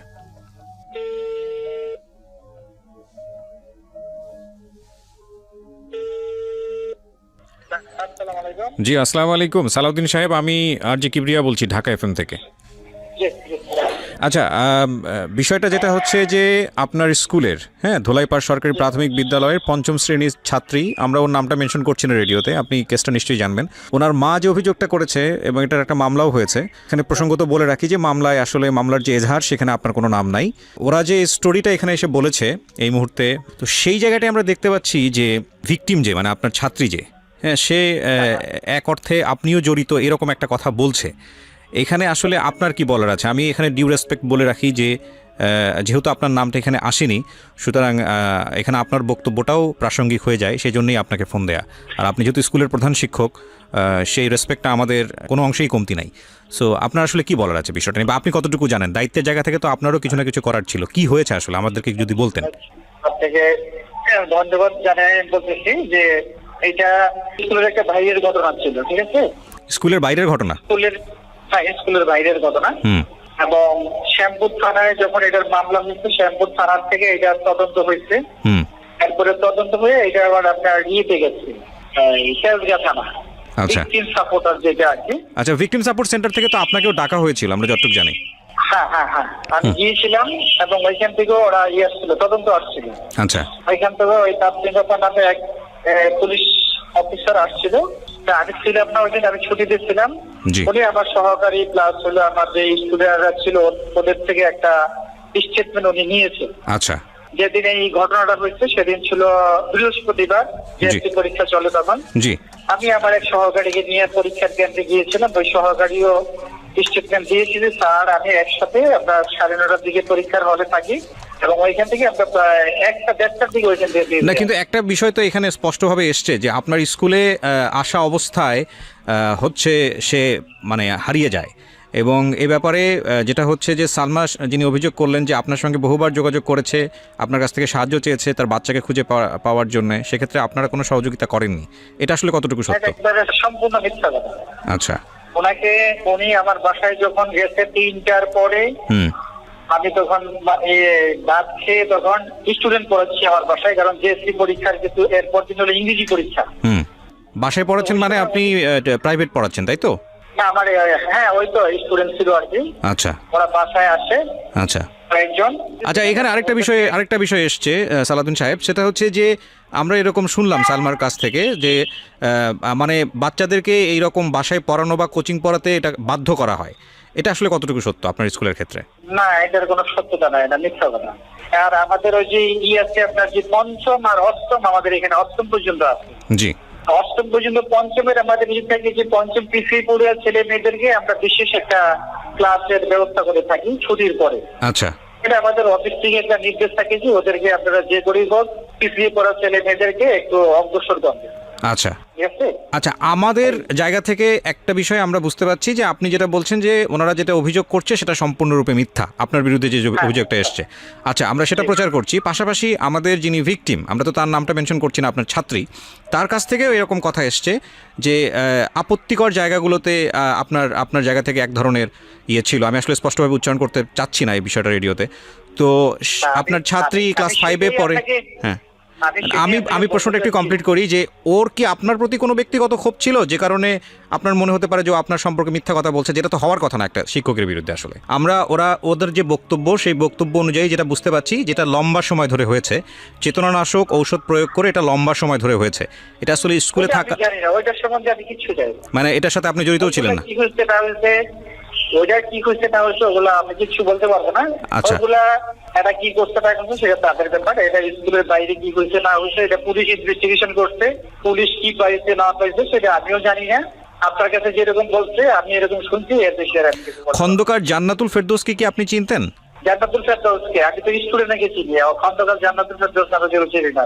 খন্দকার জান্নাতুল ফেরদৌস হচ্ছে এই মামলার 1 নম্বর আসামি। এনার তো আপনাকে চেনার কথা, এতদিনে তো জানার কথা। আপনার স্কুলের ছাত্রী, সে ভিকটিম হয়েছে, আপনি তাকে চেনার কথা। কেউ যদি তাকে কিছু করে থাকে আমরা বলছি বারবার যে তার আমরা বিচার চাই। জি, আমরা এলাকাবাসী এটা নিয়ে অনেক মিটিং করছি। আমার স্কুলে কমিশনারের সাথে আমি আলাপ করছি, আমাদের যে স্থানীয় কমিশনার আবু ভাই, তার সাথে আমি আলাপ করছি। আমাদের স্থানীয় এমপি সঞ্জিতা, তার সাথে এই ব্যাপারটা নিয়ে আলাপ করেছি এবং লোকাল যত লোক আছে সবার সাথে আলাপ করছি এই ব্যাপারটা নিয়ে যে আমরা কি করতে পারি। না, অফকোর্স এটা আমরাও সেটাও চাই। কিন্তু আপনার স্কুল থেকে তো ভিকটিম মানে আপনার ছাত্রী সে চলে গেল, স্কুল থেকে বের হয়ে অন্য একটা স্কুলে ভর্তি হয়েছে। আপনারা কি চাইলে তাকে নিরাপত্তা দিয়ে স্কুলে রাখতে পারতেন না, বা এই ব্যাপারে আপনাদের স্টেটমেন্ট আসলে কি ছিল? আপনার ছাত্রী যে ভিকটিম, সে তো আপনার স্কুলে এখন আর পড়ছে না, সেখান থেকে অন্য একটা স্কুলে চলে গেছে, আমরা যতদূর জানি। সে তো পরীক্ষাই দেয় না, সেটা কি আমার থেকে অ্যাডমিট নিয়ে গেল, সে পরীক্ষা দিবে, আর সে পরীক্ষাই দেয় না। পরীক্ষা তো সে দিতে পারে নাই, দেয় নাই না পরীক্ষা, সে দিতে পারে নাই। আপনি বোধহয় খোঁজ খবর রাখেন না। আমি তারে পরে ফোন দিচ্ছি যেদিন তার মা এসে আমার থেকে অ্যাডমিটটা নিয়ে গেল। আমি বললাম যে ওটা পরীক্ষার হলে পারেন, কারণ আমরা কিন্তু পরীক্ষার হলে থাকি না, আমরা থাকি অন্য জায়গায়। পরীক্ষার দিনও আমি ফোন দিচ্ছি তারে, যখন হলের থেকে ফোন দিচ্ছি যে আপনার এই স্টুডেন্ট আসছেন, তখনও তারা আমি ফোন দিচ্ছি। সে আমাকে অকথ্য ভাষায় গালিগালাজ করে ফেরাই যাচ্ছে। আপনাকে গালিগালাজ কেন করেছে? আমি জানি না সে কেন করছে। সে একটা মানুষকে কারণ ছাড়া অকথ্য ভাষায় গালিগালাজ করলো, আপনি কোনো স্টেপ নিলেন না? আমি কি দেবো তার কিছু, আমার দরকার নাই তো। না, কিন্তু আপনি তো স্কুলের প্রধান শিক্ষক, আপনার সঙ্গে স্কুলের ইমেজ জড়িত। আপনি যদি আমাদের বিনা কারণে কিছু বলেন, আমি আপনাকে কেন বলতে দেব? কোনো দরকার নেই তো আমার। আমি এলাকাবাসীকে বলছি যে সে এই বলে, এলাকাবাসী বলতে আপনার কিছু বলার দরকার নেই স্যার, আপনি ঠিক থাকেন। আমি যতটুকু সাহায্য করতে পারে সে সেটা জানেন। আমি তাহলে এখানে স্থানীয় পোলাপাইন দ্বারা খোঁজার অনেক ব্যবস্থা করছি। আপনি স্থানীয় পোলাপান দ্বারা খোঁজার ব্যবস্থা করেছেন, বিষয়টা আমি বুঝলাম না, মানে এটা একটু যদি পরিষ্কার করতেন। না, সে যখন বলছে যে আমার সে পায় না, তখন বলছি যে ওদেরকে দেখো সম্ভাব্য কোনো জায়গায় সে থাকতে পারে কিনা। এই ধরনের এলাকার কিছু ছেলে মেয়েদেরকে আমি তার সাথে নিয়েই বলছি যে দেখো বাবা তোমরা। না, আপনি এলাকার ছেলে মেয়েদের কাছে কেন যাবেন? আপনি স্কুলের একজন দায়িত্বপ্রাপ্ত ব্যক্তি, আপনি যাবেন পুলিশের কাছে। পুলিশের কাছে তো রাতে গেছি আমরা। না, আপনি এলাকার ছেলে মেয়েদেরকে, এলাকার ছেলে মেয়ে কাদেরকে খোঁজের জন্য পাঠিয়েছেন? ওই মেয়েকে যে একবার আরেকটা ছেলের সাথে ধরে আনছিল, ওই ছেলে এবং আরো কয়েকটা মিলাইয়া এসেছি না, ওদেরকে আমরা পাঠাই। আচ্ছা, ওই মেয়েকে আরেকবার ধরে নিয়ে আসা হয়েছিল কোন একটা ছেলের সঙ্গে, আপনি সেটাই বলতে চাচ্ছেন? তো এটা আপনি নিশ্চিত? এটা নিশ্চিত, এটা পুলিশ সহ ছিল তো, পুলিশ সহ দশে পুলিশের খবর দিয়ে আনছি আমরা। আচ্ছা, পুলিশ আইসা পরে এটা মীমাংসা করছে। এটা কবে স্টেটমেন্ট দিয়ে গেছে? ওকে, এটা কবে নাগাদ হয়েছিল? এটা এর ঘটনার কত সম্ভবত মাস খানেক বা মাস দুয়েক আগে হইতে পারে। সেই সময় আপনার স্কুল থেকে কি স্টেটমেন্ট নিয়েছিলেন? আমরা তো পুলিশের সাথে পুলিশের কাছে দিয়ে দিই 1 মাস আগে। একদিনটা স্বাধীনতা, আমার সঠিক ডেটটা মনে নেই। আচ্ছা, পুলিশের কাছে আপনারা দিয়েছিলেন। ওকে, ঠিক আছে। আমি আসলে প্রাসঙ্গিকভাবে যেহেতু আপনার কথা এসছে সে কারণে আপনাকে জিজ্ঞেস করলাম। এবং আমরা আসলে কাউকেই অ্যাকিউজ করছি না আমাদের এই অনুষ্ঠানে। আমরা চাচ্ছি যে একটা তদন্ত হোক এবং তদন্তে যারা আসলে দোষী তাদের বিচার হোক, সেটা যেই হতে পারে। আর এই সমস্যাটা আমাদের সমাজে এখন বিভিন্ন অ্যাঙ্গেল থেকে বিভিন্ন জায়গা থেকে আসছে এবং এটা খুব মানে ভাইরাল আকারে ছড়িয়ে পড়ছে এই ধর্ষণের বিষয়গুলো। আমরা চাই যে প্রত্যেকে এখানে সঠিক ভূমিকা রাখুক। এবং আপনি যেহেতু স্কুলের প্রধান শিক্ষক, আপনার দায়িত্বটাও অনেক বড় এবং আমরা বিশ্বাস করি যে আপনার এখানে সম্পৃক্ততা ছিল না, কিন্তু সেটা আসলে বিশ্বাসের উপর নির্ভর করে না, সেটা প্রমাণ করবে আসলে আদালত। সো আপনাকে অনেক ধন্যবাদ, আপনি সময় দিলেন আমাদেরকে, থ্যাংক ইউ। তো আমি যেটা বলছিলাম যে আপনার মেয়েকে আমি যেভাবে দেখতে পাচ্ছি তো মৃত, আমার কাছে মনে হচ্ছে যে মানে এর মধ্যে আবার ঘটনা হয়েছিল। কি ঘটনা? ওই থানায় নিছে আবার ওই মেডিকেলের রিপোর্ট আইসা থানায় নিছে রে। ওই ডিসি এই ডিউটি অফিসার নিয়ে দমকাইছে, আগের কথা বাদ, আবার আজমে দমকাইছে, আবার আমি দমকাইছি, কইছি তুমি গেছো কাগো বাসায় তোমার। এবার আমি ওর সাথে কথা বলবো, আপনারা কেউ কোনো ইন্টারাপ্ট করবেন না। গলায় দড়ি দিতে গেছে। আচ্ছা দেন, ওকে দেন, এটা দেন, মাইক্রোফোন দেন। তুমি আমার সঙ্গে কথা বলো 2 মিনিট, হ্যাঁ? সব কিছু ভুলে যাও। আমি জানি যে ঘটনা তোমার সঙ্গে ঘটেছে, সেটার জন্য আল্লাহ কাউকে ক্ষমা করবে না। প্রথম কথা হচ্ছে এইটা, কারণ তুমি এখানে নিরপরাধ, তুমি জানো না যে তোমার সাথে কত ভয়ানক ঘটনা ঘটেছে। কিন্তু আমরা সবাই তোমার সাথে আছি, লাখ লাখ মানুষ তোমাকে শুনতেছে, পৃথিবীতে খারাপ মানুষের সংখ্যা বেশি না, হ্যাঁ? লক্ষ লক্ষ মানুষ তোমাকে শুনতেছে, সবাই তোমার জন্য দোয়া করবে আজকে রাতে। সুতরাং তোমার জীবন ভালো হবে, এটা তুমি নিশ্চিত ধরে নিতে পারো। আমি মন থেকে তোমার জন্য দোয়া করি। টেনশন করার কোনো কারণ নেই। জীবন এমন না যে এর একটা ঘটনার কারণেই থেমে যাবে। যারা অপরাধ করেছে, তুমি তো শুনলাই তোমার লয়ার কি বললো। এবং একটা সবচেয়ে বড় জিনিস যেটা, আপনাদের ঢাকা মেডিকেল থেকে যে রিপোর্টটা এসছে, যেটা বলা হলো, সেখানে কিন্তু প্রমাণ আছে যে ও রেপড। তার মানে এটা পুলিশের দায়িত্ব এটা খুঁজে বের করা যে কীভাবে এটা হলো। এটা পুলিশ যদি কোনো কারণে চার্জশিটের এদিক ওদিকেও কোনো কিছু হয়ে যায় যেটা আপনাদের মনোপুত হচ্ছে না, তার মানে এটাকে কোর্ট থেকে এটা ওকে করার কোনো সুযোগ নাই। সুতরাং আপনাদের আস্থা রাখতে হবে। কিন্তু আমি তোমাকে এই সব জিনিসের নিতেই চাই না, কারণ তুমি ক্লাস 5-এ পড়া একটা মেয়ে, তুমি এগুলা কিছু বুঝবা না। দুনিয়ার এত ভয়ানক জিনিস তোমার জীবনটাকে নষ্ট করে দিক, শেষ করে দিক, তোমাকে একেবারে এফোর করে দিক। আমি জানো না, আমি 2-2.5 ঘন্টা শুনতেছি, আমি ভারী হয়ে গেছি অনেকখানি। আমি শুধু চিন্তা করতেছি, দেখো এগুলো একটা সময় সবাই ভুলে যাবে, কিন্তু তোমার জীবনের দাগ সারা জীবন হয়তো তোমাকে সমাজ বাধ্য করবে বইয়ে বেড়ানোর জন্য। হয়তো তুমি আমার কথাগুলো বুঝতেও পারতেছ না, ভুলে যাও। তুমি আমাকে একটু বলো তো, এই তোমার সাথে এই ঘটনা ঘটার পর তোমাকে কয়বার থানায় যেতে হয়েছে এখন পর্যন্ত? অনেকবার। লেখাপড়া বন্ধ হয়ে গেছে? জি। কেন বন্ধ হলো? অনেকবার যেতে হয়েছে। যেদিন নাকি আমাকে ওসিসি থেকে ছাড়া দিয়েছে সেদিনও একদিন থানায় ছিলাম। তারপরে আবার অনেকবার ডাকাডাকি করছে, ওসি এসে জিজ্ঞাসাবাদ করছে। তারপর আবার থানায় একজন আছে, সেও জিজ্ঞাসাবাদ করছে, অনেকবার যেতে হয়েছে। লেখাপড়াটা বন্ধ করলা কেন? এটা কি তোমার মা বন্ধ করে দিয়েছে নাকি তুমি বন্ধ করে? তুমি কনসেন্ট্রেট করতে পারছো না? কি হয়েছে লেখাপড়া? তুমি তো 5-এ পরীক্ষা দেওয়ার কথা। পরীক্ষা দিতে পারিনি। যেদিন আমার পরীক্ষা ছিল সেদিন আমি করেছিলাম। কোর্টে ছিলা তুমি? জি। কোর্টকে জানাও নাই যে তোমার পরীক্ষা আজকে? না। ওই দিন কি হয়েছে? ওই যেদিন প্রথম পরীক্ষা সেদিন তো কোর্টে জবানবন্দি নিতে বললা কোর্টে। আর যেদিন পরীক্ষা সকালে এদিন রাইতে তো রাইতে আমরা থানায় ওরে নিয়ে মেডিকেলতে ছাড় দিলে থানায় এক রাত রাখে, এক রাত থানা জমা নেয়, বুঝছেন? এটা কি মানে ক্লাস 5-এর ফাইনাল পরীক্ষার কথা বলতেছেন? হ্যাঁ, এই যে ফাইনাল গেল যে দিতে পারলো না, তো এখন 5-এ ভর্তি করছি, তো স্কুল ড্রেস বানাই দিছি। স্কুল চেঞ্জ করছেন? হ্যাঁ, ওই এলাকায় ছেড়ে দিছি আমি। এখন দোলাইপাড়া এলাকার থেকে গেছি কেন, গত মাসের 1 তারিখে গিয়ে ওই জায়গায় স্কুলে ভর্তি করছি। আমি একটু বলতে চাই, ওই মামলাটা করার পর আমাদের উপর 2বার হামলা হয়েছে।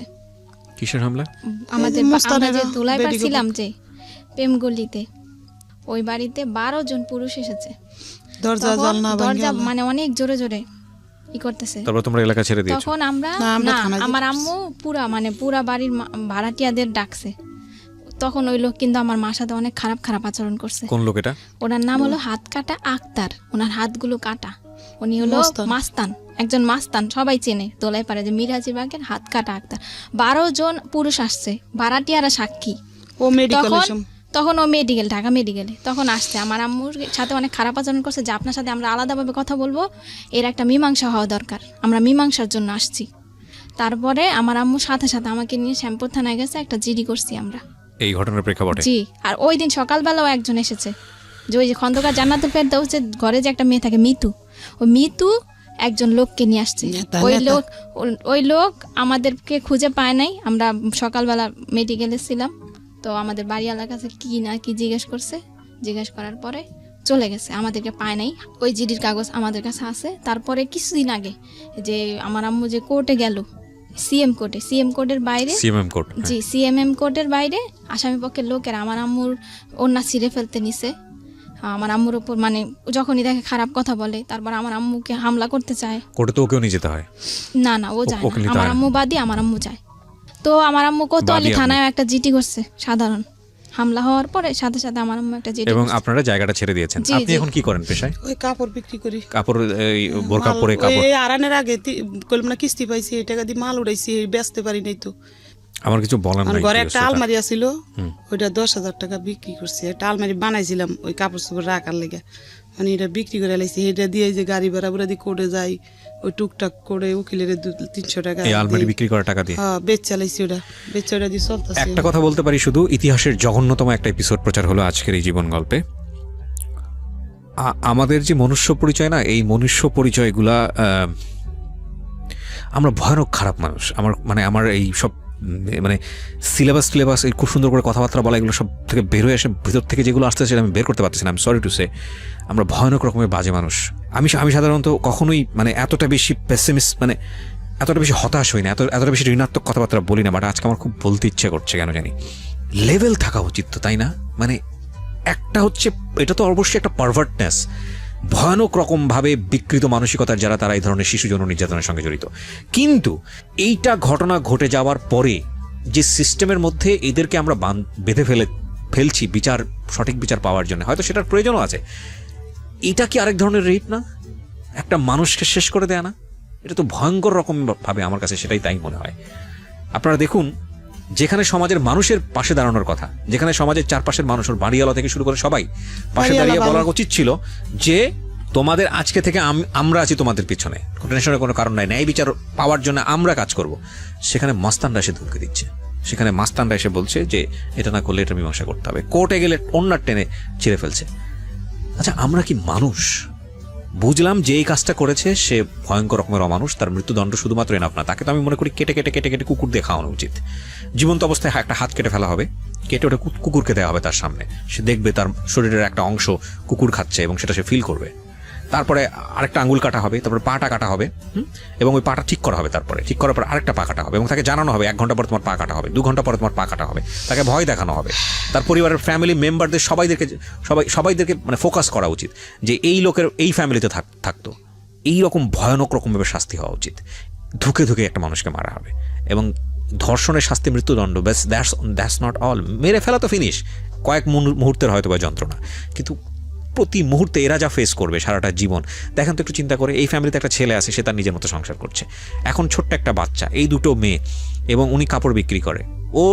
ওর কথা বাদই দিলাম, ওর তো বড় বোন। আমাদের সমাজের যে সামাজিকতা, আমরা কি পারবো ওকে একটা সঠিক জায়গায় পাত্রস্থ করতে? বা এই যে মেয়েটা বড় হচ্ছে, ক্লাস 5-এ যে একটা ধাক্কাটা পেলো, ও সারাটা জীবন কি ট্রমার মধ্যে থাকবে? আপনারা কি বুঝতে পারেন ওই জায়গাটা থেকে? ও কোন সাইকিয়াট্রিস্টের কাছে যাবে? ওর তো ভাত কেনারই পয়সা নাই, ও কোন সাইকিয়াট্রিস্টের কাছে যাবে? আমরা যখন গণমাধ্যমে এই একটা রেপের খবর পড়ি, আমরা যখন জানি যে একটা ছোট বাচ্চা রেপ হয়েছে, একটা ছোট বাচ্চা সেক্সুয়াল অ্যাবিউজ হয়েছে, আমরা আহা করে স্ক্রল করে অন্যদিকে চলে যাই। মানে আমি ফেসবুকের কথা বলছি, শেষ। কিন্তু আমরা কি জানি একটা রেপের পর একটা ফ্যামিলিকে সারাটা জীবন রেপ সিস্টেমের মধ্যে চলতে হয়? সমাজ তাকে কিভাবে পরিমাণ রেপ করে, কিভাবে বাঁকা চোখে